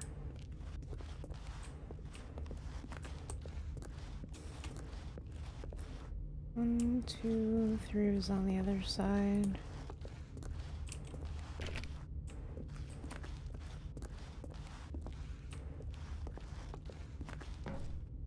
I'm afraid to go down there. This big red button looks like it controls something important. But I'm not really seeing an option to click that. I really don't know where button number 4 could be. I did see 5 on the other side. Are we sure there's nothing down here? Yeah, looks like it's just stairs.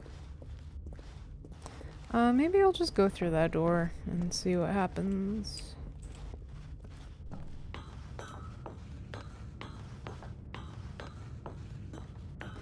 System power. And when at last he found the source of the room's power, he knew it was his duty, his obligation, to put an end to this horrible place and to everything it stood for. I've never selected on. I'm curious what happens. Let's just go for it. Oh, Stanley, you didn't just activate the controls, did you? After they kept you enslaved all these years, you go and you try to take control of the machine for yourself. Is that what you wanted? Control? Oh, Stanley, I applaud your effort, I really do. But you need to understand, there's only so much that machine can do. You were supposed to let it go, turn the controls off, and leave. If you want to throw my story off track, you're going to have to do much better than that. I'm afraid you don't have nearly the power you think you do. For example, and I believe you'll find this pertinent, Stanley suddenly realized he had just initiated the network's emergency detonation system. In the event that this machine is activated without proper DNA identification, nuclear detonators are set to explode, eliminating the entire complex. How long until detonation then? Let's say, 2 minutes. Now this is making things a little more fun, isn't it, Stanley? It's your time to shine. You are the star. It's your story now. Shape it to your heart's desires. Oh, this is much better than what I had in mind. What a shame we have so little time left to enjoy it. Mere moments until the bomb goes off. But what precious moments each one of them is. More time to talk about you, about me, where we're going, what all this means. I barely know where to start. What's that? You'd like to know where your co-workers are? A moment of solace before you're obliterated? All right, I'm in a good mood. You're gonna die anyway. I'll tell you exactly what happened to them. I erased them. I turned off the machine. I set you free.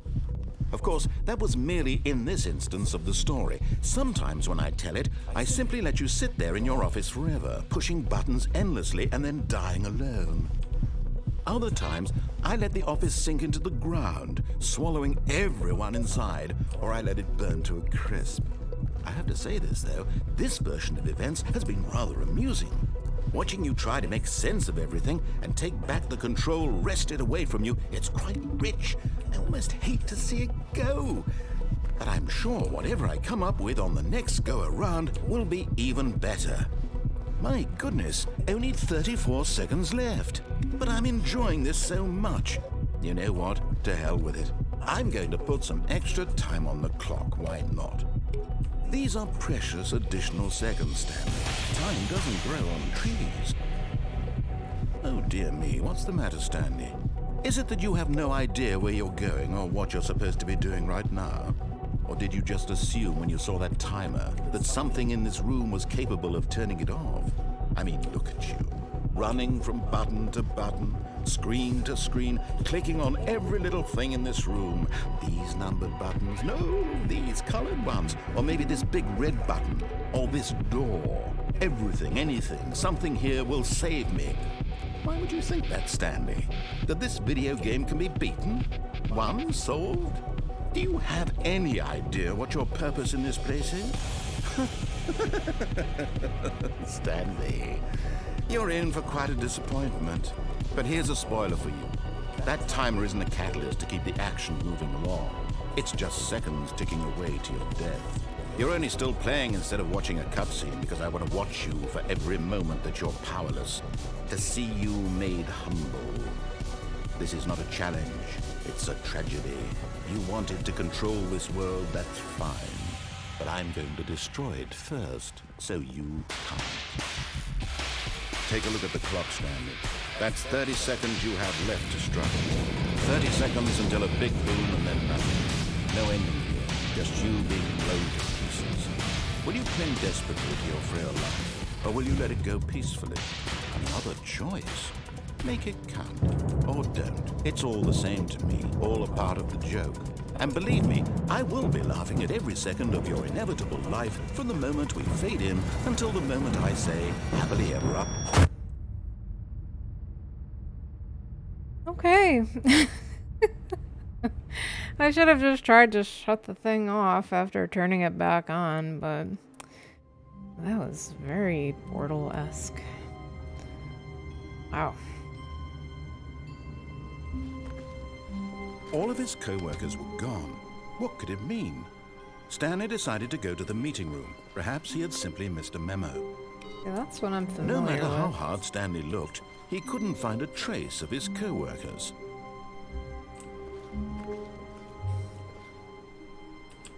Stanley went around touching every little thing in the office, but it didn't make a single difference, nor did it advance the story in any way.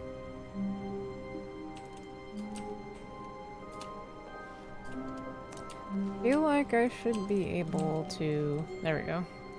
I was like, I know I can interact with that particular screen. Interesting. Well, what did you think of that? That is an ending. Maybe it didn't have to be, but...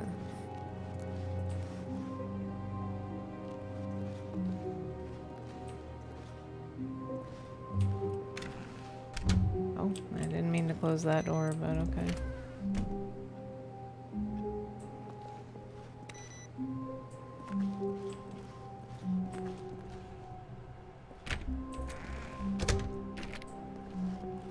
I don't know why I just keep clicking on stuff. When Stanley came to a set of 2 open doors, he entered the door on his left. I am almost afraid to click the door on enter the door on the left, rather, after what just happened, but we can't just leave it at that. Yet there was not a single person here either.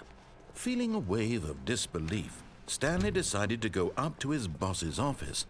Coming to a staircase, Stanley walked upstairs to his boss's office.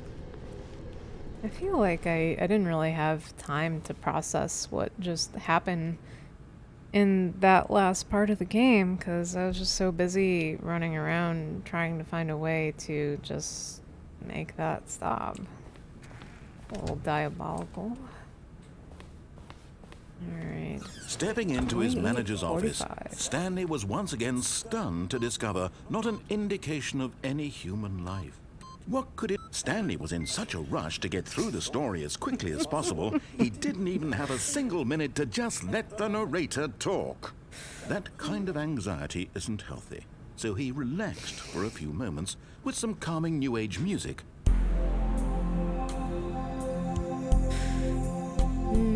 That's the stuff. Amazing.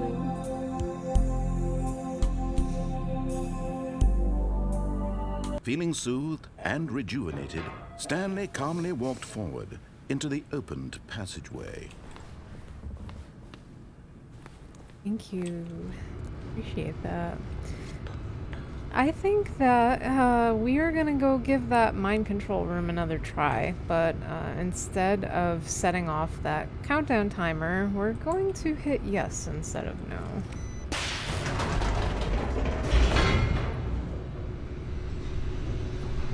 Or off instead of on, rather. You get the idea.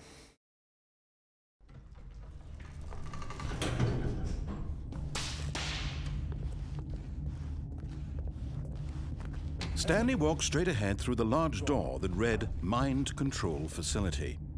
Part of me was wondering that maybe if I could just get back through the doors I entered into and take that route marked escape, then maybe before the building was supposed to blow up, I could escape out the door that way. But I think I'm gonna give that looks like an ominous hallway, doesn't it? We're gonna go give that another try with a different input.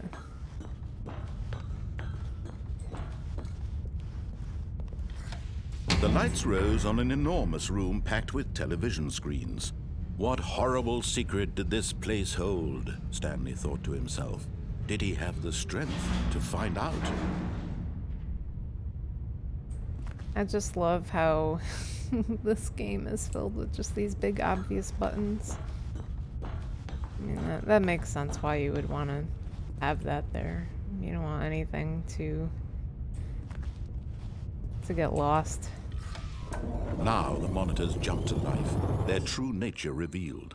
Each bore the number of an employee in the building, Stanley's co-workers. The lives of so many individuals reduced to images on a screen, and Stanley, one of them, eternally monitored in this place where freedom meant nothing.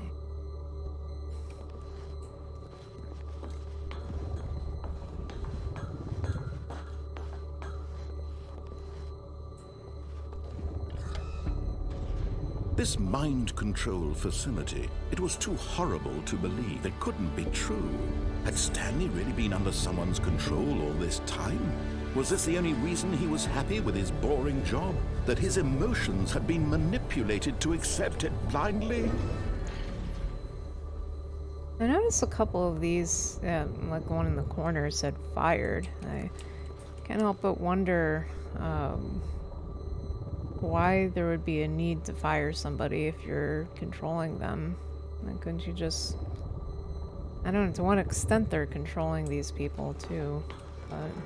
No, he refused to believe it. He couldn't accept it. His own life in someone else's control? Never! It was unthinkable, wasn't it? Was it even possible? Had he truly spent his entire life utterly blind to the world? But here was the proof, the heart of the operation. Controls labeled with emotions, happy or sad or content. Walking, eating, working, all of it monitored and commanded from this very place. And as the cold reality of his past began to sink in, Stanley decided that this machinery would never again exert its terrible power over another human life. For he would dismantle the controls once and for all. Alright, this time we're gonna hit off.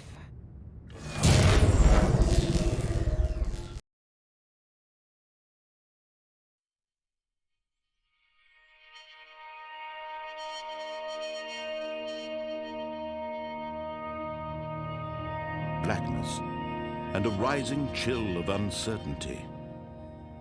Was it over?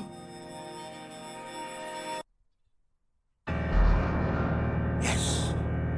He had won! He had defeated the machine, unshackled himself from someone else's command. Freedom was mere moments away. And yet, even as the immense door slowly opened, Stanley reflected on how many puzzles still lay unsolved. Where had his co-workers gone? How had he been freed from the machine's grasp? What other mysteries did this strange building hold? But as sunlight streamed into the chamber, he realized none of this mattered to him. For it was not knowledge or even power that he had been seeking, but happiness. Perhaps his goal had not been to understand, but to let go. No longer would anyone tell him where to go, what to do, or how to feel. Whatever life he lives, it will be his. And that was all he needed to know. It was perhaps the only thing worth knowing. Stanley stepped through the open door. This feels very Portal 2. Portal 2, like the game, not Portal, also. Also, that's quite the budget for a door like this. It's very impractical. Can I turn back? I don't think there is turning back. I think it's just forward.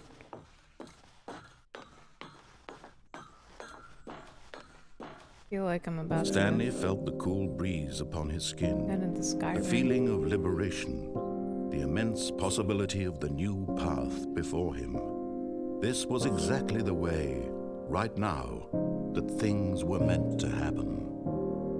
And Stanley was happy.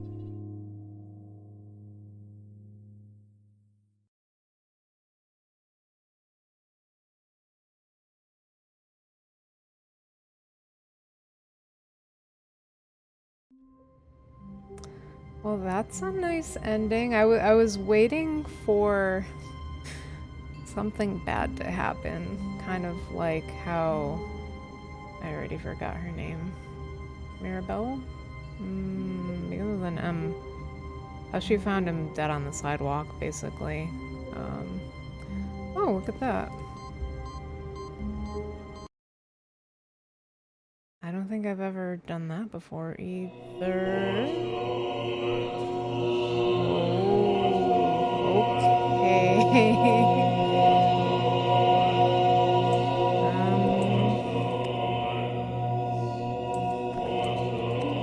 Man, I get to push all the buttons. That sounds pretty nice. Wait, does something happen if I press all the buttons? That would be kind of interesting. This is brand new for me. I never looked at the complete. It does sound like he's chanting buttons. Oh my god.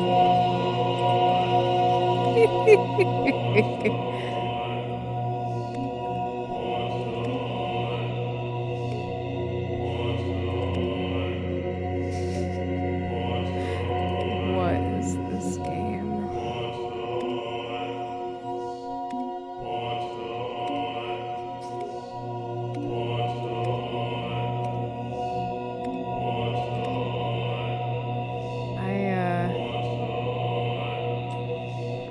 Oh, they light back up. Okay. Do I have to find a certain button? is just my life now, afterlife. I'm looking for one that's different from the others.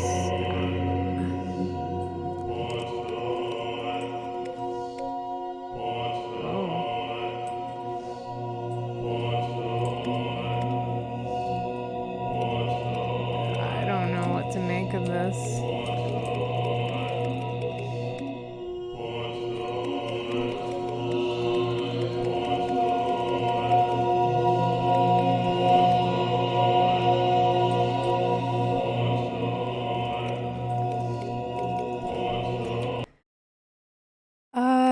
Yeah, okay. Well, that is a thing that just happened. Um, here's what I'm gonna do.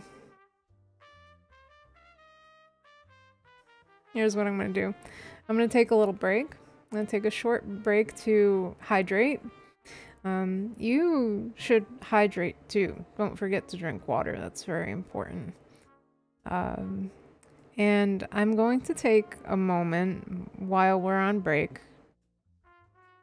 to see how I get out of that room, because I'm sorry. I can't just... That chanting is starting to get to me a little bit. I don't know if that's my heaven or my hell. It's just being surrounded by buttons constantly. Maybe for some people it is. I mean, for Stanley,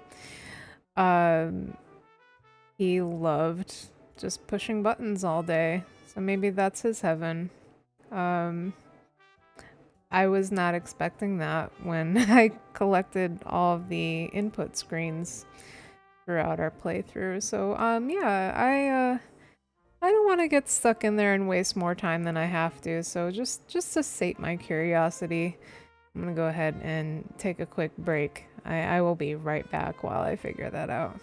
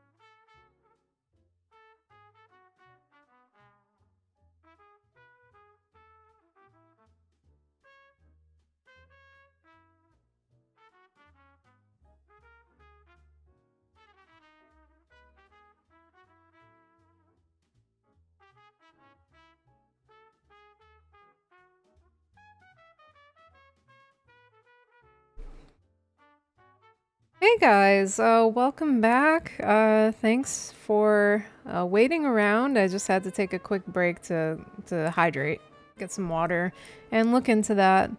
Yeah, so as I found out, apparently you need to manually reset the game once you are in button heaven. You cannot get out of that room otherwise. So How about we hop back in? We're gonna hop back in and we're gonna reset the game. It's fine. We already went to the mind control room and got that happy... I'm gonna call that the happy ending because it really did feel happy. It felt peaceful. I will say that. Yeah. I'm happy with that ending. The ending before that. I was just reflecting on that, like, oh my god. Like the timer is counting down, you know. I was never good with games like that where there's just this countdown, oh my god, everything's gonna blow up. I'm reminded of... Maybe that's where my anxiety comes from. I don't know. Do you guys remember like the original Sonic the Hedgehog games, like the water levels when like the water would rise and the countdown would... the music would speed up and all that. Yeah. I keep it light. I can't do that. But yeah, that was intense. So yeah, let's go ahead and restart the game. We'll hop back in. Super Mario Brothers would also accelerate the music when the counter was low. Yeah, I was thinking of that too. I was like, oh, that's a total Super Mario Brothers move over here. So, all right, we're gonna restart, go back to where we were. Let's begin the game again. Since we were stuck in button heaven. And we got the happy ending. I am not going back in there right now. But let's head back towards the mind control facility. Already this was uncomfortable, and Stanley decided that as soon as he found a new space he felt safe in, that he would never leave it again in his life. It's important to have that comfort zone, right? Yeah, we're gonna head towards the mind control facility, but we won't go inside this time. We're going to pick the other door and see what happens. When Stanley came to a set of 2 open doors, he entered the door on his left. Hey, Bookbee Lissa, good to see you. Thanks for stopping by. I should clarify. I hope that your day went well, all things considered. The game that we're playing right now, that one, the Stanley Parable, that's what I'm playing right now. This has multiple endings, so we're kind of making our way through the game. We've been through this room before. There was not a single person here either. Feeling a wave of disbelief, Stanley decided to go up to his boss's office, hoping he might find an answer there. I'm just kind of making my way back through where I was before to see if I could unlock another one of the endings. I kind of wish you could have been here sooner because I feel like the office culture and the little details that this game is so good at nailing down, it would have... Coming to a staircase, Stanley walked upstairs to his boss's office. It would have probably resonated with you. I'm gonna play through it anyway. Yeah, solid British accent. For sure. Definitely some... I just get British humor vibes all up and down this game. I'm curious what the narrators... Oh, this door didn't open before. Remember I tried to open this and it wouldn't open? Yeah, I'm wondering what they'd have to say about my life if they were narrating it. Money in the morning, money in the evening, money for breakfast, money crisp. I don't know what that's all about. Extreme bathrooms. Have not seen that show on HGTV. Yeah, that's the only thing I can think of. Open the toilet. I don't really get the point of being in here, though. And that is the dirtiest mirror I have ever seen. Makes sense why you wouldn't actually be able to see your reflection, though. I think that's not really the point of this game. Yeah, so basically you are playing the role of Stanley. This is a game that really delves into the concept of choice, of the relationship between player and game developer. And you are an office worker who has been spending their whole life pretty much pushing buttons at their computer, doing the same thing day in and day out, not questioning anything, not thinking to do anything differently, until one day you just get up from your desk and you start moving and you notice that everyone in your office building is missing. You're the only person around. So that's kind of where we're at. We were just in the mind control facility, where, as it turns out, one of the endings of this game happens to be that you and your fellow cohorts were being controlled this whole time. But that is one ending. This game can be very ambiguous, and if you play through this yourself later, or if you watch my stream when it's posted later, you'll see there's a whole bunch of different endings, and there's even a follow-up version of this game that expands and gives additional endings as well. So it's a very interesting game, very narrative, very dialogue heavy. It breaks the fourth wall a lot, and it gets very existential. I love that stuff. It could be very funny and very light, but it can also be pretty Okay, dark. I think we all know the drill by now. Blah, blah, blah. Dark secrets, the keypad. Stanley pushes some buttons. Oh, hey, look, it's a new passageway. Quelle surprise.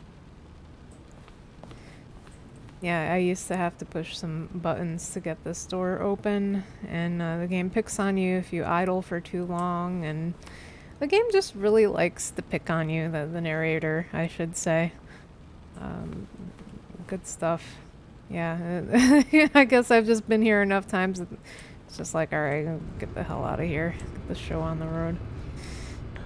Alright, so back to the creepy back rooms and the creepy elevator.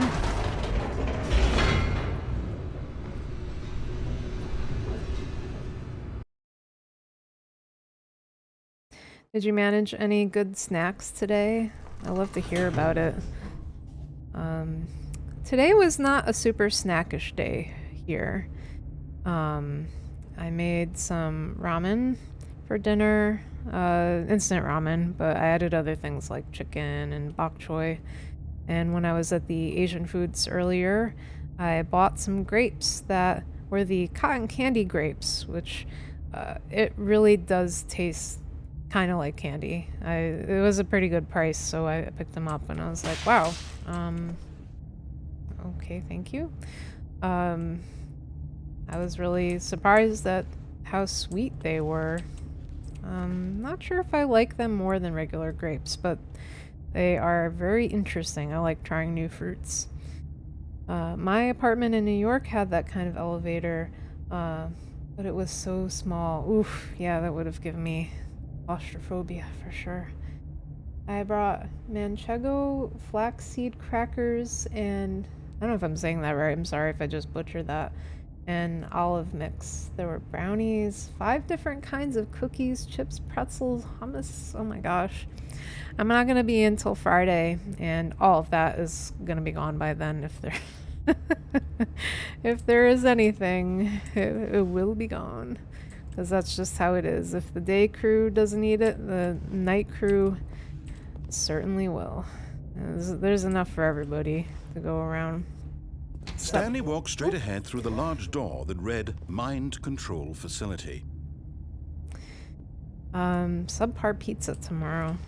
Yeah, I don't mind subpar pizza. I find even mediocre pizza is good pizza.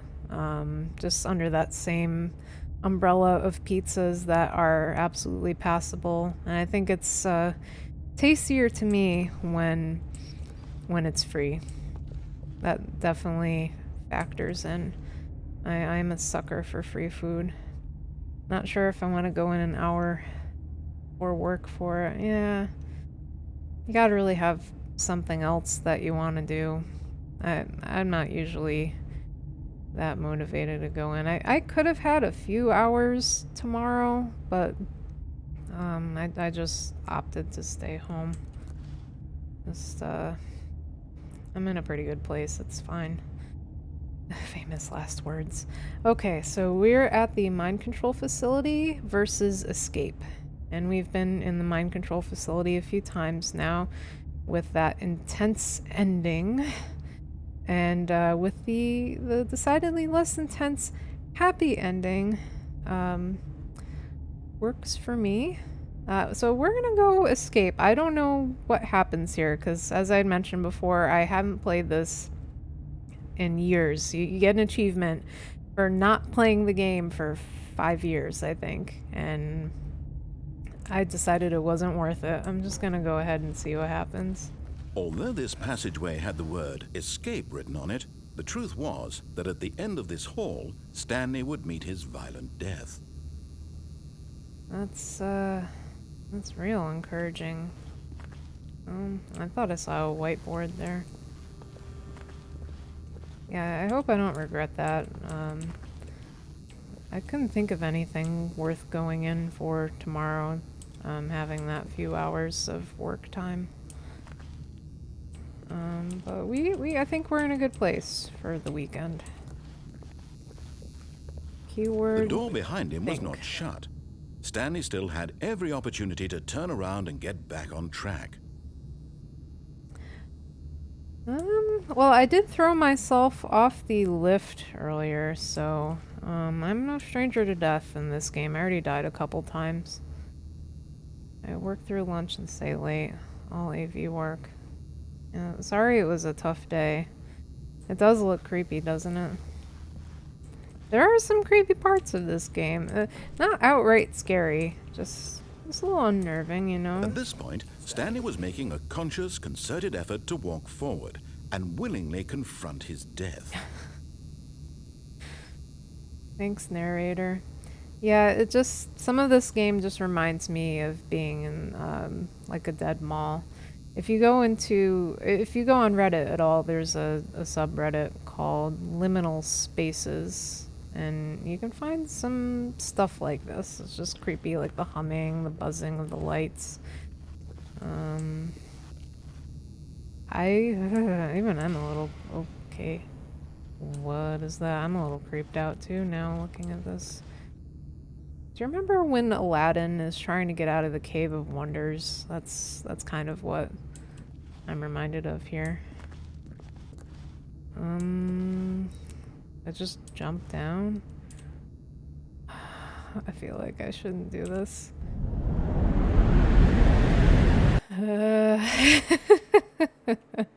Alright, well there's my answer. Oh my god, oh. How in the hell am I still alive? As the machine whirred into motion and Stanley was inched closer and closer to his demise, he reflected that his life had been of no consequence whatsoever. Stanley can't see the bigger picture. He doesn't know the real story, trapped forever in his narrow vision of what this world is. Perhaps his death was of no great loss, like plucking the eyeballs from a blind man. So he resigned and willingly accepted this violent end to his brief and shallow life. Farewell, Stanley. Can't tell you, like, I can't do anything, I guess. Oh? "Farewell, Stanley," cried the narrator, as Stanley was led helplessly into the enormous metal jaws. In a single visceral instant, Stanley was obliterated as the machine crushed every bone in his body, killing him instantly.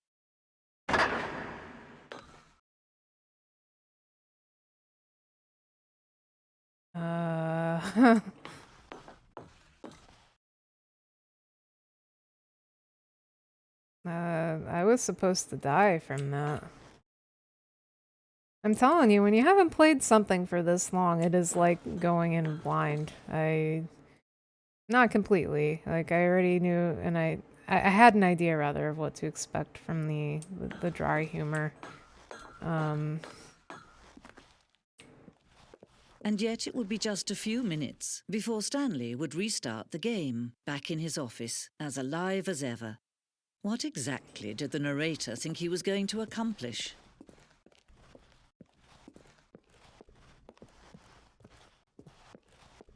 This looks a little familiar. When every path you can walk has been created for you long in advance, death becomes meaningless, making life the same. Do you see now? Do you see that Stanley was already dead from the moment he hit start?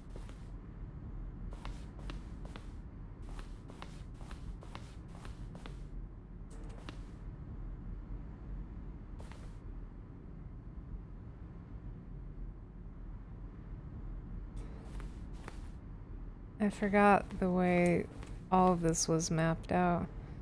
I love how they went to the trouble of including the paintings that they had hanging in the office.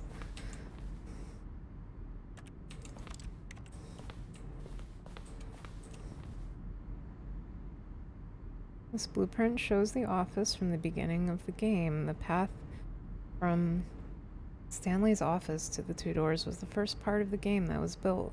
Sections have been added and altered throughout development, though the core layout remains almost identical to the first iteration. This is very... What do you call this? Meta?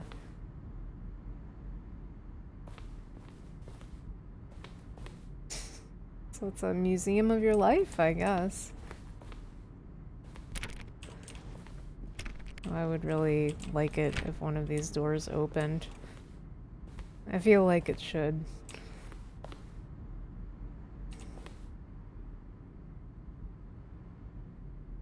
This is a complete map of your game, basically. I feel like you should be able to jump around. I keep hitting the space bar like it's going to do something. Filing cabinets. Office computers. Oh, you gotta have solitaire in there. Oh, you can even turn these off, I guess. Employee database.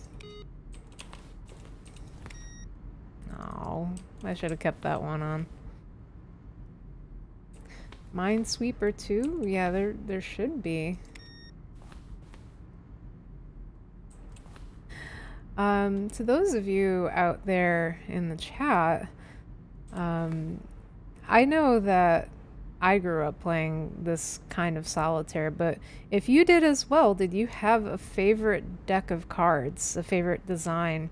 I don't know if you remember the designs. I remember there were some clownfish, there was a set of palm trees with this happy little sunshine. There were a bunch of designs. I don't know. I don't know why I remember these things, and I can't remember what I did yesterday. But I can remember the solitaire decks. Button sounds. A selection of the sounds used throughout the game when buttons are pressed. Each sound is a mix of a keyboard stroke and a synthesized tone. Fascinating. I downloaded Solitaire on my phone. I play it way too often. How 1990s of me. I love that, though. I mean, it's timeless for a reason, you know.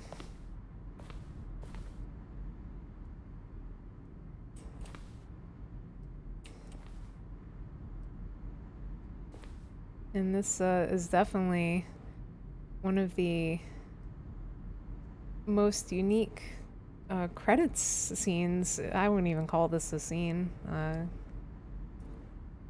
Portions that I've seen in a video game. The impeccable Kevin Brighting as the narrator. Alright, let's go this way and see what we have. Assets from the office. Maintenance room, an early version of the maintenance room.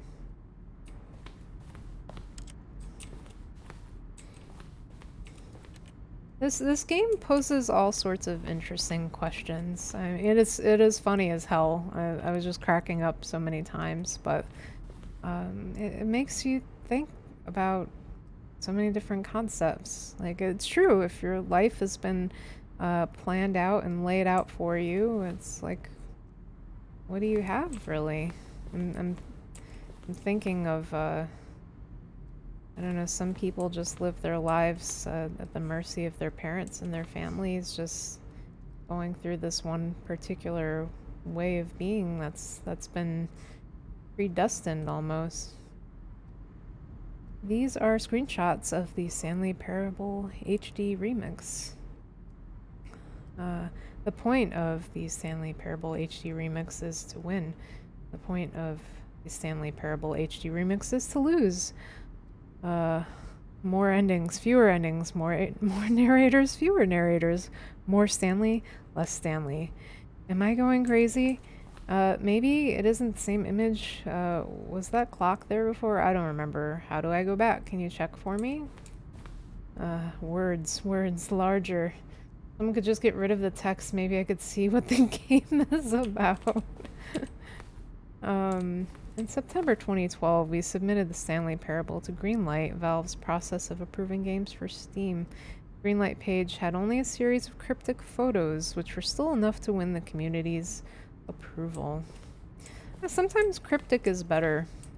Sometimes less is more when you're trying to pitch a video game. Early in development, we designed an ending where Stanley would end up on a battlefield fighting aliens. I don't know what to take seriously in this game, but let's just believe that's true. The action game would become sentient and would wage war against the narrator. We realized shortly after starting to build it that it was far too jokey and on the nose for the tone of the game. Plus, some people interpreted it as making fun of people who like shooters, which was not our intention. Okay, well, that would have been interesting. It was just a window, right? Yeah. Well, maybe it was a door.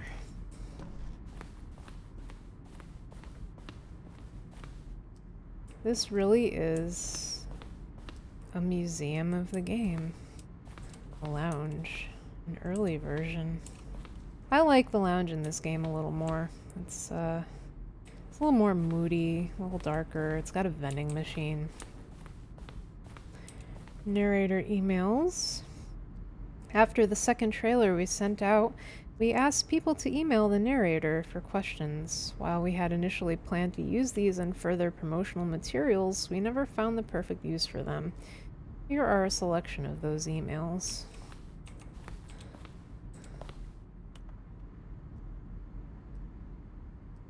Interesting. I won't read through all of those right now, but I like that this exists.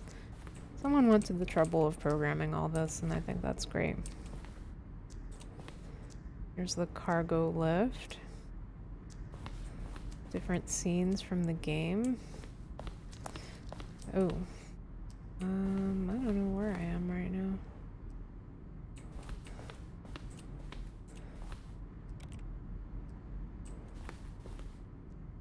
Interesting that they would just think to put all of this in here.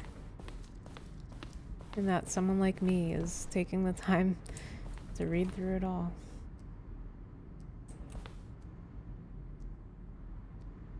For a long time we had an ending that only ended when the player restarted from the escape menu. Unfortunately, very few players realized this was what they were supposed to do, which was frustrating for everyone.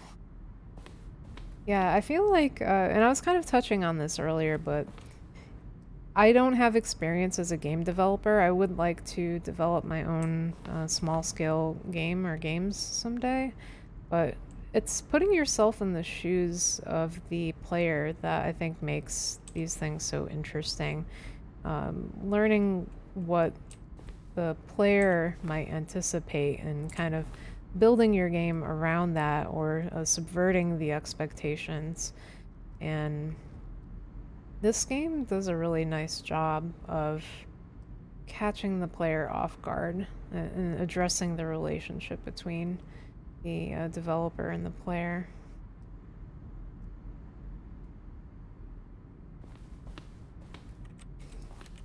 I want to play with the levers. Thanks, Bookbee Lissa. Thanks for stopping by.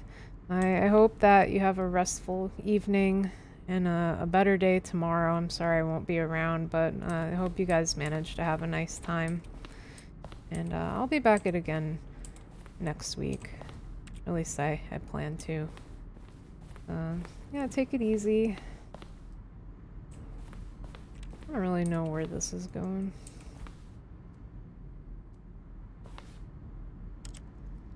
Alright. Yeah, I'll see you in a few days. Text me if you need to. I'll be around. I'm usually at my phone.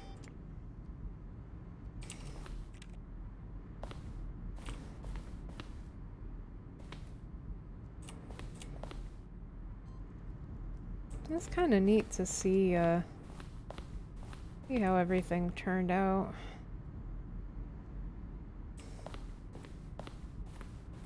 I think I may have gotten myself a little bit lost, though.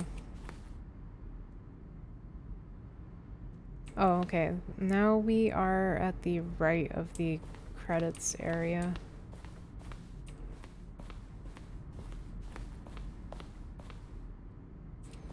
Yeah, if I'm Stanley right now, I would be wondering what the point of all this is.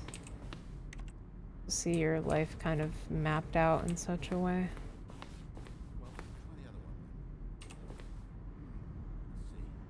Stanley walked through the green door. Then he pushed the number 8. And finally, he pushed the number 9. Now, this element of the shore will get him right back on track to where he was supposed to be in the story. I just hear whispers. I don't even hear examples. Alright, I think I've seen what I need to see in this particular area. I'm just wondering, do I get out of here? Is there a way of leaving? Do I go back the way that I came? I don't know if I can. No, it looks like it's been walled off.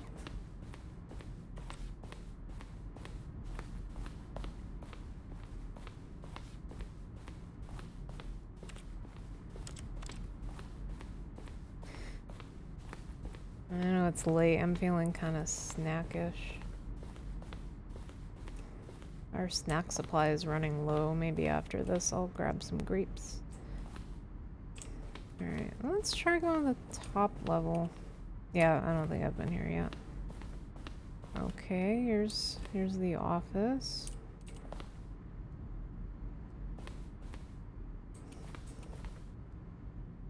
Oh, interesting. You get to see each iteration of it. What would a museum of your life look like if you were able to put one together? What would you have in your museum? There would be a lot of stuffed animals in my museum. A lot of crochet.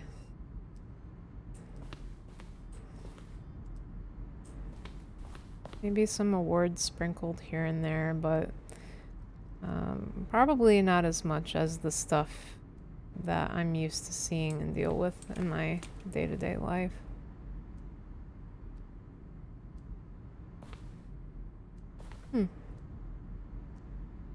Yeah, this definitely looks a lot simpler than the countdown room we encountered a little while ago.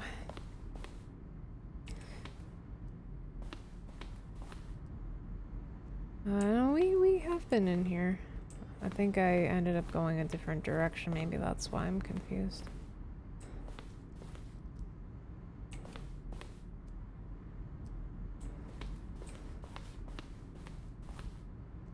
Alright, I am on the top floor.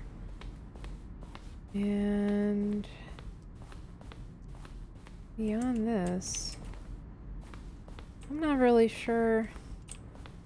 Oh, no, here's the exit sign. Okay, I think that's what I was looking for this whole time. I think we saw the rest of what there is to see around here. So let's just go down this hallway. Maybe this will... Oh, look at these two. How they wish to destroy one another. How they wish to control one another. How they both wish to be free.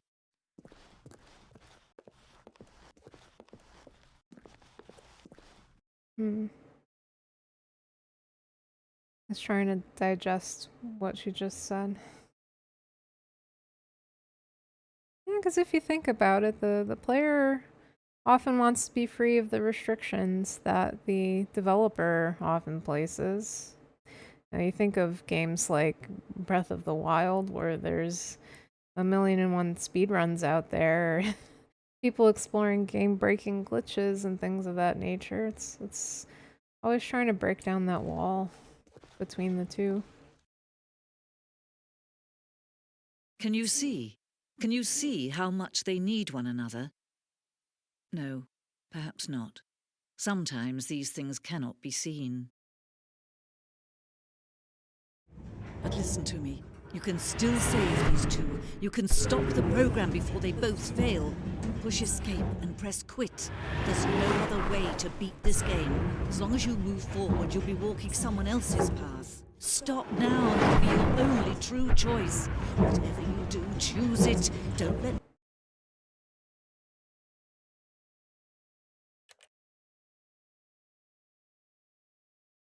Let's just begin the game again then, shall we?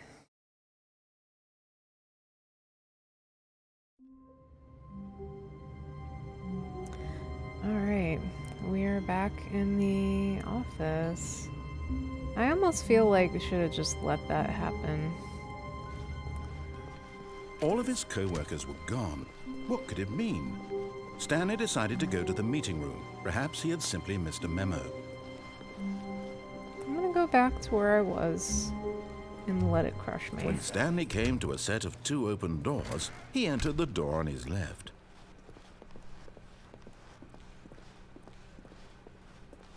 Yet there was not a single person here either. Feeling a wave of disbelief, Stanley decided to go up to his boss's office. Coming to a staircase, Stanley walked upstairs to his boss's office.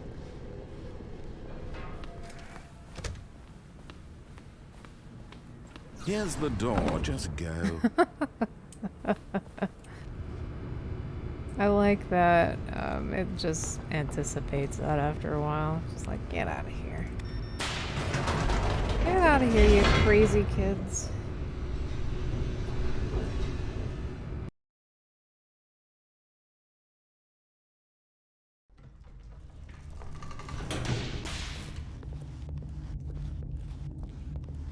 Stanley walked straight ahead through the large door that read Mind Control Facility.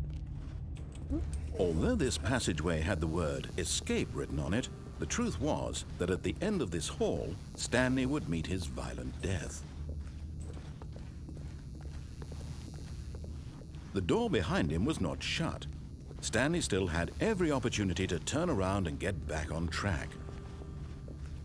At this point, Stanley was making a conscious, concerted effort to walk forward and willingly confront his death.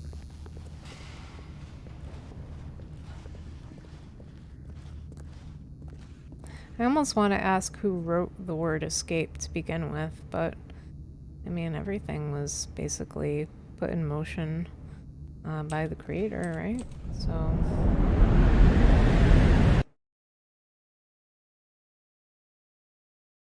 Oh, I don't like watching myself drop.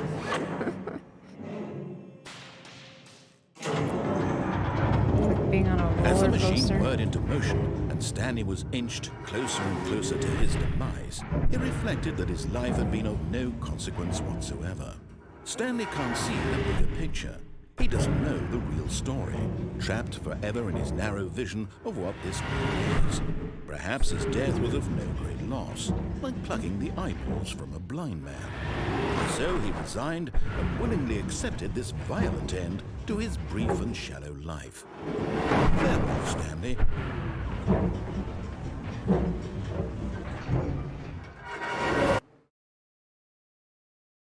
Farewell, Stanley, cried the narrator. as Stanley was led helplessly into the enormous metal jaws.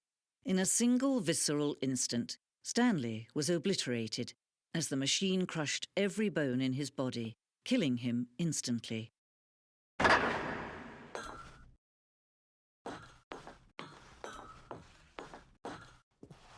And yet it would be just a few minutes before Stanley would restart the game, back in his office, as alive as ever. What exactly did the narrator think he was going to accomplish?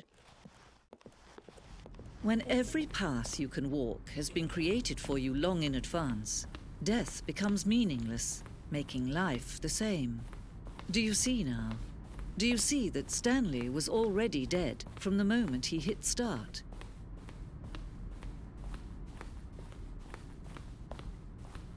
This is the kind of game that sits in your head for a while after you've played it already.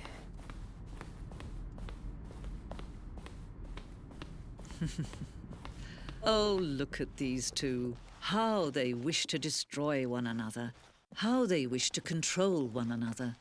How they both wish to be free. Makes you wonder, I was going to say, how would the developer wish to be free? Not saying that in a critical way. Just, maybe free of their responsibilities in programming the game or fulfilling the obligations of the player. Can you see? Can you see how much they need one another? That's also No, true. Perhaps not. Sometimes these things cannot be seen. But listen to me. You can still save these two. You can stop the program before they both fail. Push escape and press quit. There's no other way to beat this game. As long as you move forward, you'll be walking someone else's path. Stop now and it'll be your only true choice. Whatever you do, choose it. Well, it did say quit. Maybe I didn't do it right before? Oh my gosh. I think I'm gonna have to do this another couple times. Let's quit to menu and see what happens. And then later I'll let myself get crushed. I don't know if anything is going to come of that, though.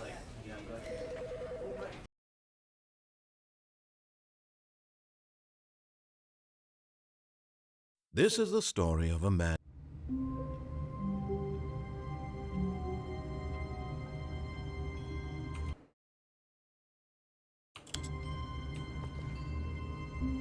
It just sends you right back to the beginning. All of his co-workers were gone. What could it mean? Stanley decided to go to the meeting room. Perhaps he had simply missed a memo. It said you could load a game, but I didn't even see a save option. When Stanley came to a set of 2 open doors, Alright, he this is entered the the door on last his time left. I'm playing through this particular route. If I find out later Yet there that was not a single person here either. I missed Feeling a a key wave of decision. disbelief, Stanley decided to go up to his boss's office, hoping he might find. Coming to a staircase, Stanley walked upstairs to his boss's office. The repetition is just something I guess you can kind of expect from this game. Here's the door, just go. Thank you. Yeah, because they said to quit the game, and I guess I did save myself doing that, but nothing changed, and I guess I was just expecting something to change. But yeah, this is the last time I'm gonna go through this particular route. Because we are already Stanley coming walked up. straight ahead through the large door that read Mind Control Already Facility. coming up on Although 11 this passageway almost. had the word escape written on it, the truth was that at the end of this hall, Stanley would meet his violent death.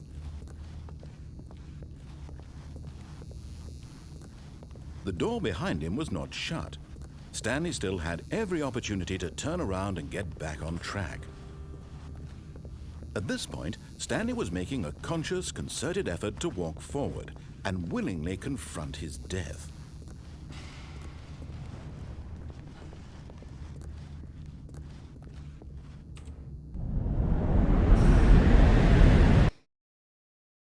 Boy, it never gets any better doing this part. No. I still don't like it. Also, why does this As the exist? machine whirred into motion and Stanley was inched closer and closer to his demise, he reflected that his life had been of no consequence whatsoever. Like, who built this and Stanley why? can't see the bigger picture. He doesn't know the real story, trapped forever in his narrow vision of what this world is. Perhaps his death was of no great loss, like plucking the eyeballs from a blind man. So he resigned and willingly accepted this violent end to his brief and shallow life. Farewell, Stanley.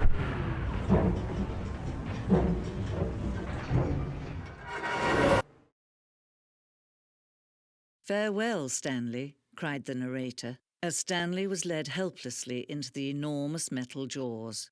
In a single visceral instant, Stanley was obliterated as the machine crushed every bone in his body, killing him instantly.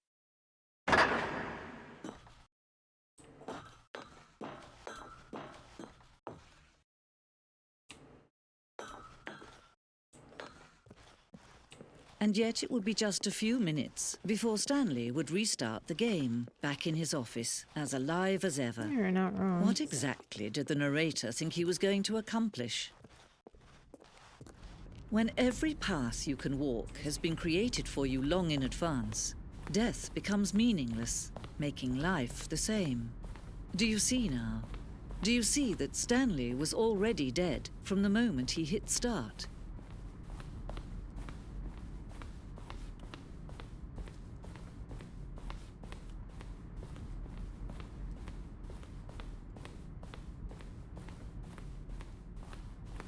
All right, here we go. Oh, look at these two. How they wish to destroy one another. How they wish to control one another. How they both wish to be free. Can you see? Can you see how much they need one another? No, perhaps not. Sometimes these things cannot be seen. But listen to me. You can still save these two. This time you I'm can stop the doing program nothing. before they both fail. Push escape and press quit. There's no other way to beat this game. As long as you move forward, you'll be walking someone else's path. Stop now and it'll be your only true choice. Whatever you do, choose it. Don't let time choose for you. Don't let time... I don't know what I was expecting.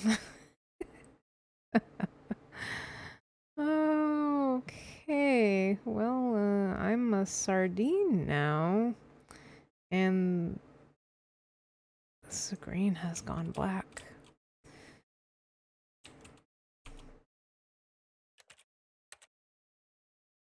I literally can't do anything now. Is that where it just leaves you? Holy cow. I feel like I may have exhausted all of my options, unless I'm missing something. It wasn't fooling around though. Like that's just it. It's just darkness. I can't look around. I can't do anything. Like it was serious. Like that's just what happens, I guess. Let's begin again and see where it drops me. Yeah, I'm just back in my office. Not going to Button Heaven. I must reiterate that. Button Heaven was a unique experience in that it is only happening once. Oh boy. Someone was following Stanley. He was sure of it. If he checked over his shoulder now, he would surely catch them. It was only a matter of time. Are you sure? That doesn't do my anxiety any favors, but now you've got me. Oh, you got me looking, and I don't like that.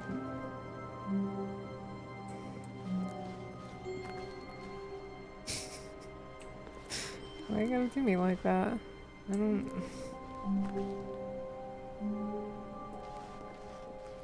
When Stanley came to a set of 2 open doors, he entered the door on his left. don't like being followed. But I really do feel like we've pretty much exhausted our options here. This was not the correct way to the meeting room, and Stanley knew it perfectly well. Perhaps he wanted to stop by the employee lounge first, just to admire it.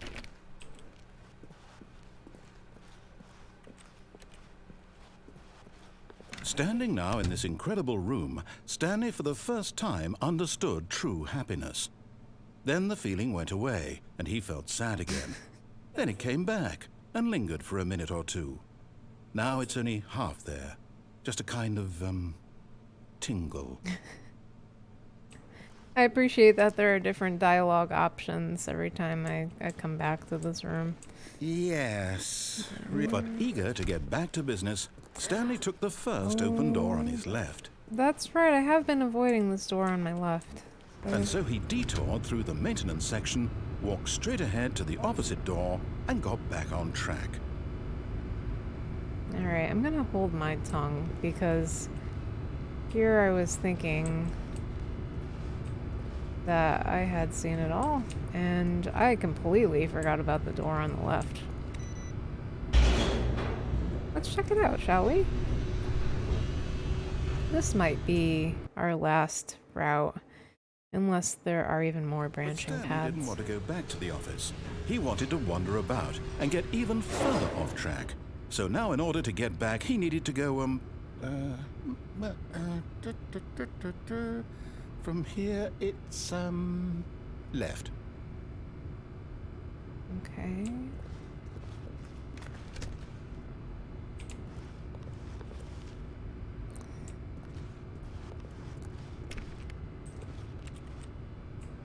I guess that's the only way, right? Oh, no. Oh my no, God. it's to the right. My mistake. Scared the shit out of me, man. I don't appreciate No, that. no, not the right. Why would I have ever said it was to the right? What was I thinking? It's clearly... Oh dear, would you hold on for a minute, please? Now, let's see. We went down right, left, down, left, right. Yep, okay, yes. I've got it now. This story is absolutely, definitely this way.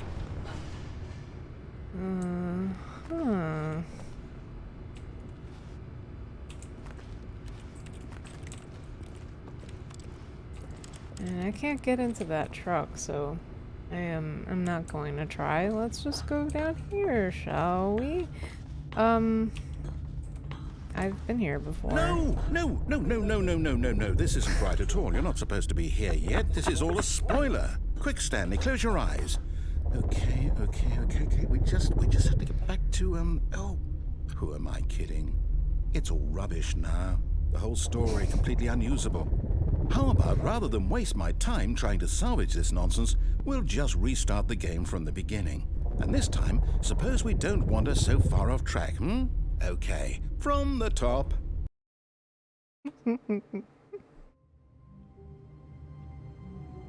Oh. Now I can't go to Button Heaven. Does this put me at the very beginning?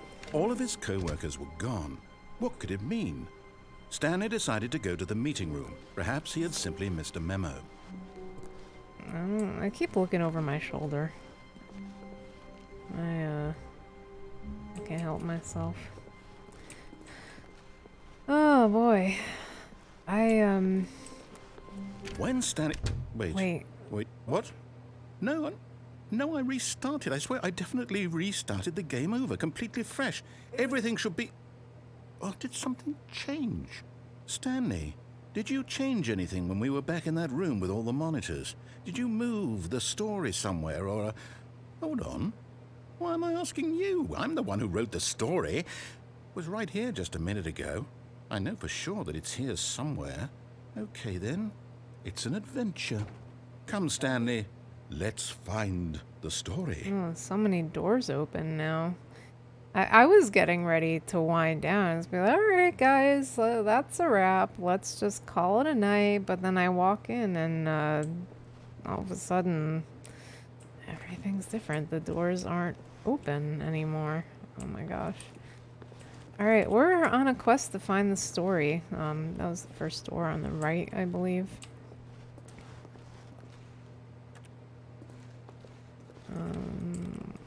I'll say it.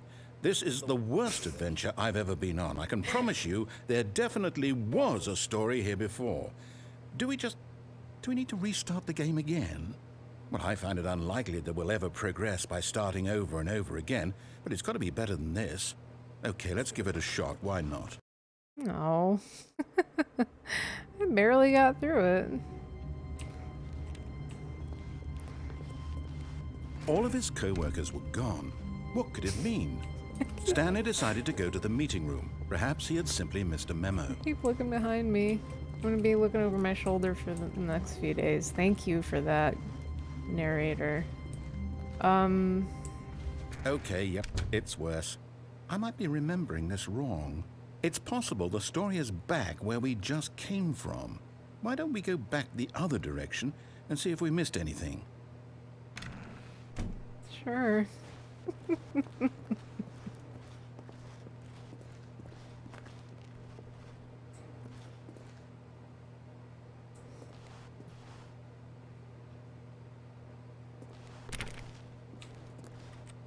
It's like I want to go in there, but I can't.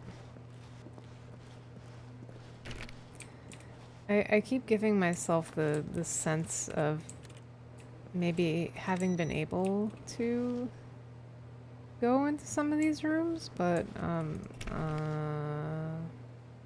you know, I might be Aha! wrong. I knew we'd miss something. The story. Here it comes. No, wait. Never mind. Not the story. Okay, let's head back the other way and retrace our steps. I like how this isn't a matter of the developer messing up on the game. It's just a matter of it was intentionally programmed into the game for there to be a whole screw up. Oh, speaking of screwing up, talk about your back rooms. Oh my Now goodness. Well, I'll be honest, I don't recognize this place at all. Is this the story? I don't think so. I can't quite recall, but I believe my story took place in an office building. Is that correct? Do you remember, Stanley? Well, do you know what? Since I've completely forgotten what we were supposed to be doing, how about this? You win! Congratulations! I know you put in a lot of hard work, and it really paid off, so good job. Oh, no. No, I don't feel right about this at all. We both know you didn't put in any actual work for that win. Some people win fair and square, and this was not one of those situations. Okay, I'm getting weirded out by whatever this place is. I don't care what might happen this time. I have to restart. Looked like somebody's attic. I remember that. All right, I've got a solution. This time, to make sure we don't get lost, I've employed the help of the Stanley Parable Adventure Line. Just follow the line. How simple is that? I think at one point before I started playing this again, I remember there being a line on the ground. I just couldn't remember the context of it. Don't deviate from the line. Oh, maybe this is why I remember being able to go through a room like that. Ooh, solitaire.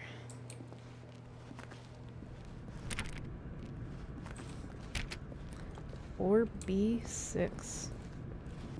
Or B5. Or B4. You see? The line knows where the story is. It's over in this direction. Onward, Stanley, to destiny. Nope. Onward. Here's a thought.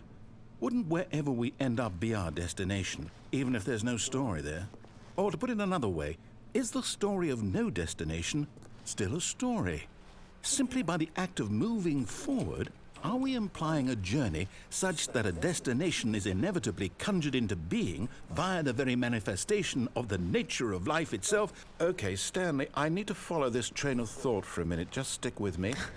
Now, we can both agree that the nature of existence is in fact a byproduct of one's subjective experience of that existence, right? Okay. Now, if my experience of your existence rests inside of your subjective experience of this office, is this office, in fact, the skeleton of my own relative experiential mental subjective construct? It's too late for this, man. That got a bit weird back there. Well, I'd like to apologize. Not sure where I was going with all that. You know what? I think what we need right now is a bit of music to lighten the mood.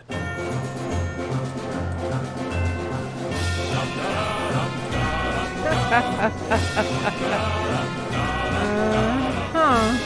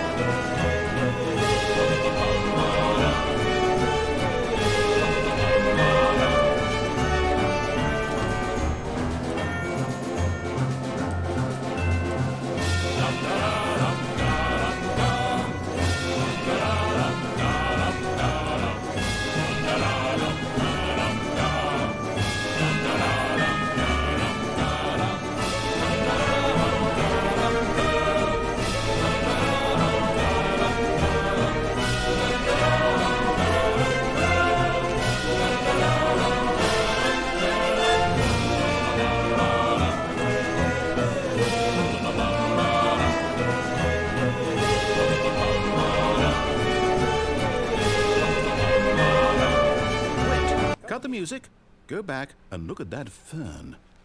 Stanley, this fern will be very important later in the story. Make sure you study it closely and remember it carefully. You won't want to miss anything. I'm lost for words. That was a very grand adventure that we just went on. And I love how the line went curving all over around the ceiling and zigzagging, and it's very in line with the nature of this game. Alright, we're gonna need to remember that fern for later, I guess. This path went on longer than I was expecting, and I guess it's a good thing that I didn't overlook it. Wait, what? We're back at the office? No. Line, you do know we're looking for the Stanley Parable, right? The story? Is any of this ringing a bell?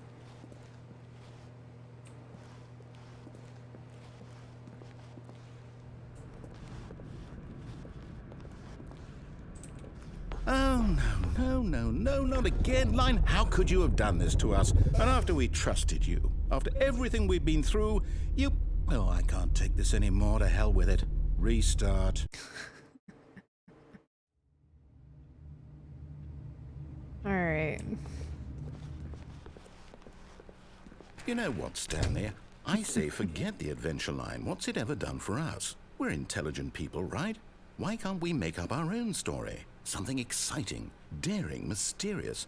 Ooh, this all sounds perfectly doable. Why don't we simply start wandering in, well, I don't know. How about this direction? This is, ringing a bell a little bit. Now, yes, this is exciting. Just me and Stanley forging a new path, a new story. Well, it could be anything. What do you want our story to be? Go wild. Use your imagination. Whatever it might be, Stanley, I'm ready for it. Oh my gosh. I don't know if I'm ready for it. Let's, are we just going in circles? Oh my gosh. I just, that was too fast. I apologize. I'm now going in circles.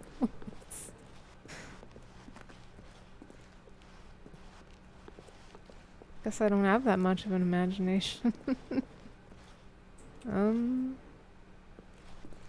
Was that supposed to lead somewhere, or did I go the wrong way? I don't know how you would go the wrong way. I'm literally just going in circles here. Unless I accidentally went backwards. Oh, there we no, go. not you again. Stanley, I managed I'd also that. like to veto the line from having any role in our awesome new story. No lines or monitor rooms. Just don't acknowledge it, and we should be fine. Little trademark.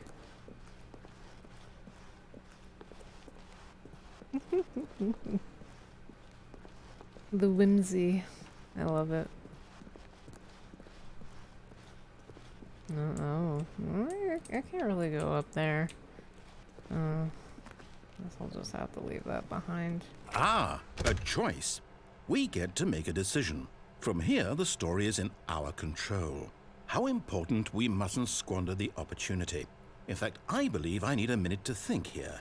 Just walk in circles for a minute. Okay, so I know that each door has to lead somewhere, which means that somewhere, the place where we're trying to go, there must be a reverse door that leads here. And that in turn means that our destination corresponds with the counter-inverted reverse door's origin. So starting from the right, let us ask, will taking the right door lead us to where we're going? And since the answer is clearly yes, then by all accounts, the door on the right is the correct one. Another victory for logic. Come, Stanley, our destiny awaits. I can't even go through the left door now. I was about to ask the chat whether I should go left or right, and now I'm not given that option. I'm probably too far into this particular route to choose one or the other. But the Oh, hold up, what's this? the confusion ending. The confusion ending? You're telling me that's what this is? It's all one giant ending? And we're supposed to restart the game, what, eight times? That's really how all this goes? It's all determined? So now, according to the schedule, I restart again. Then what?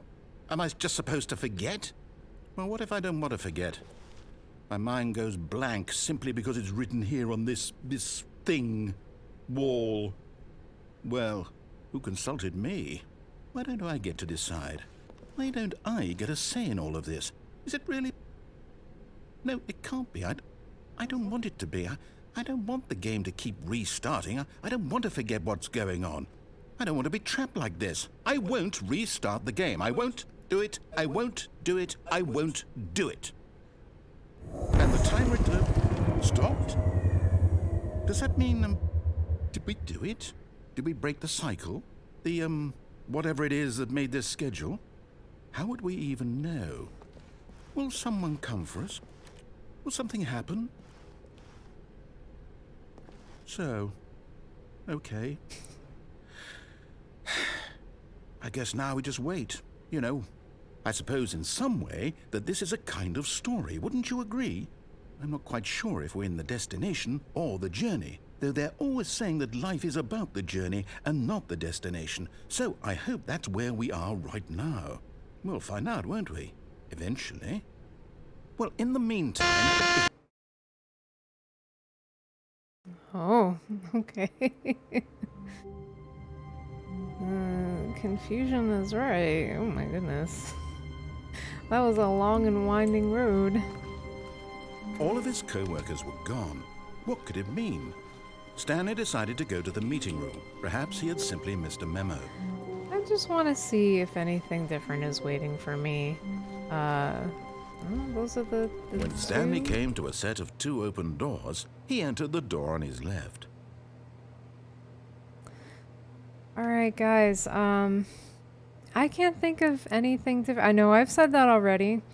I can't think of anything different that I would do to progress the game. We've already seen so many different endings here, and we definitely exhausted quite a few of them. Yet there was not a single person here either. I Feeling a wave entertained of the disbelief, Stanley decided to go up to his boss's possibility. office, hoping he might find an answer there. I entertain the possibility that there might be something that I am missing. But it seems, at least from my recollection, that there aren't any other deviations at this time to consider. So I think this is a pretty good place to leave off.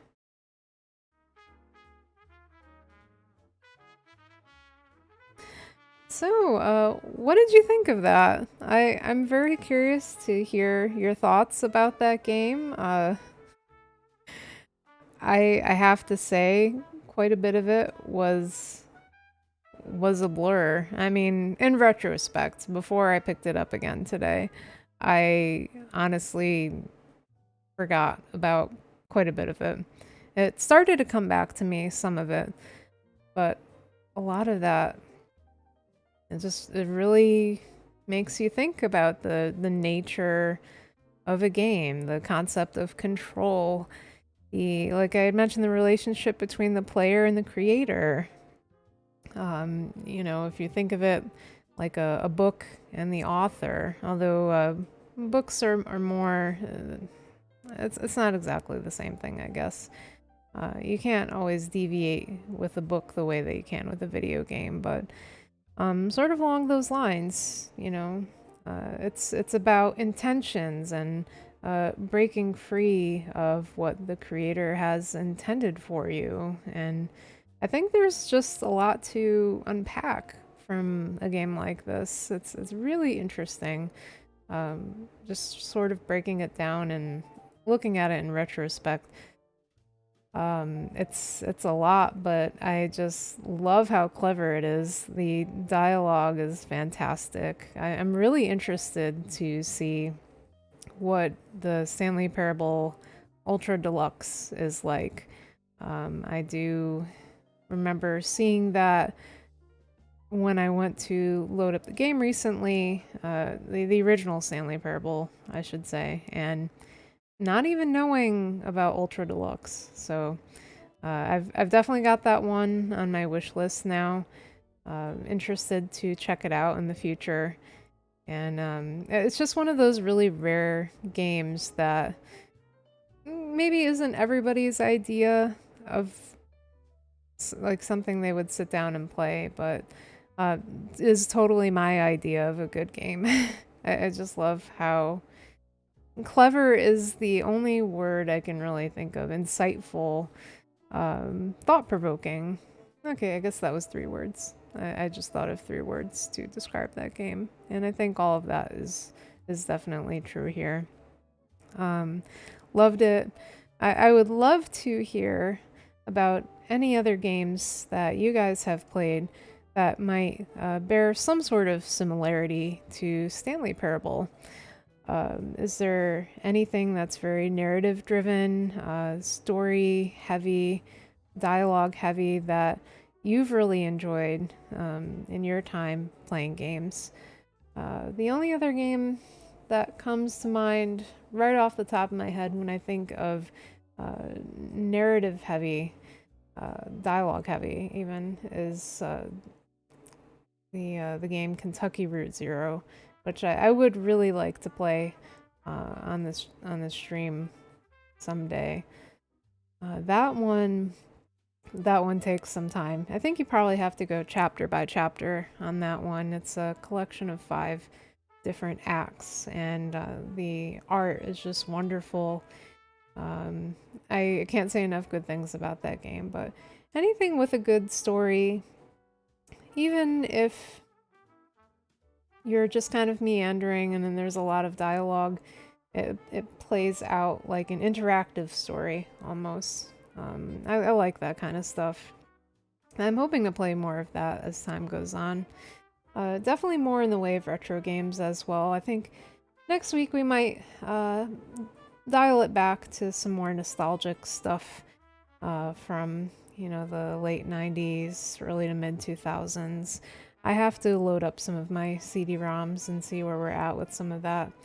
Definitely want to jump back into some of that stuff though. So, but you know, for now, I thought the Stanley Parable would be a good candidate. I've got a very busy weekend coming up at work, and I knew that I wanted to play something that would take my mind off of all that. It's definitely on the more thought-provoking side, something that would make me laugh. Sometimes you need that. And I think this definitely scratched the itch, so to speak. So, hope you guys liked it too. Like I said, if you can think of anything else akin to it that you can recommend, please let me know. I'm a big fan of games like this. And interactive stories, interactive fiction, stuff of that caliber. So yeah, same time next week, next Tuesday, 8 p.m. EST, I will be playing again. I haven't decided what I'm doing just yet, and I might not have as much time to think about it coming up, but keep an eye on my social media pages. That's Twitter, Facebook, and YouTube at Revengitude. YouTube is where my streams go. I upload them there, so you can find them there if you'd like to check this one out from the beginning, or you could just play it for yourself if I haven't already spoiled a lot of it for you. So yeah, keep an eye out on those pages. That's where I post updates about what you can expect for the following week. Always happy to see you guys. Always appreciate you dropping in.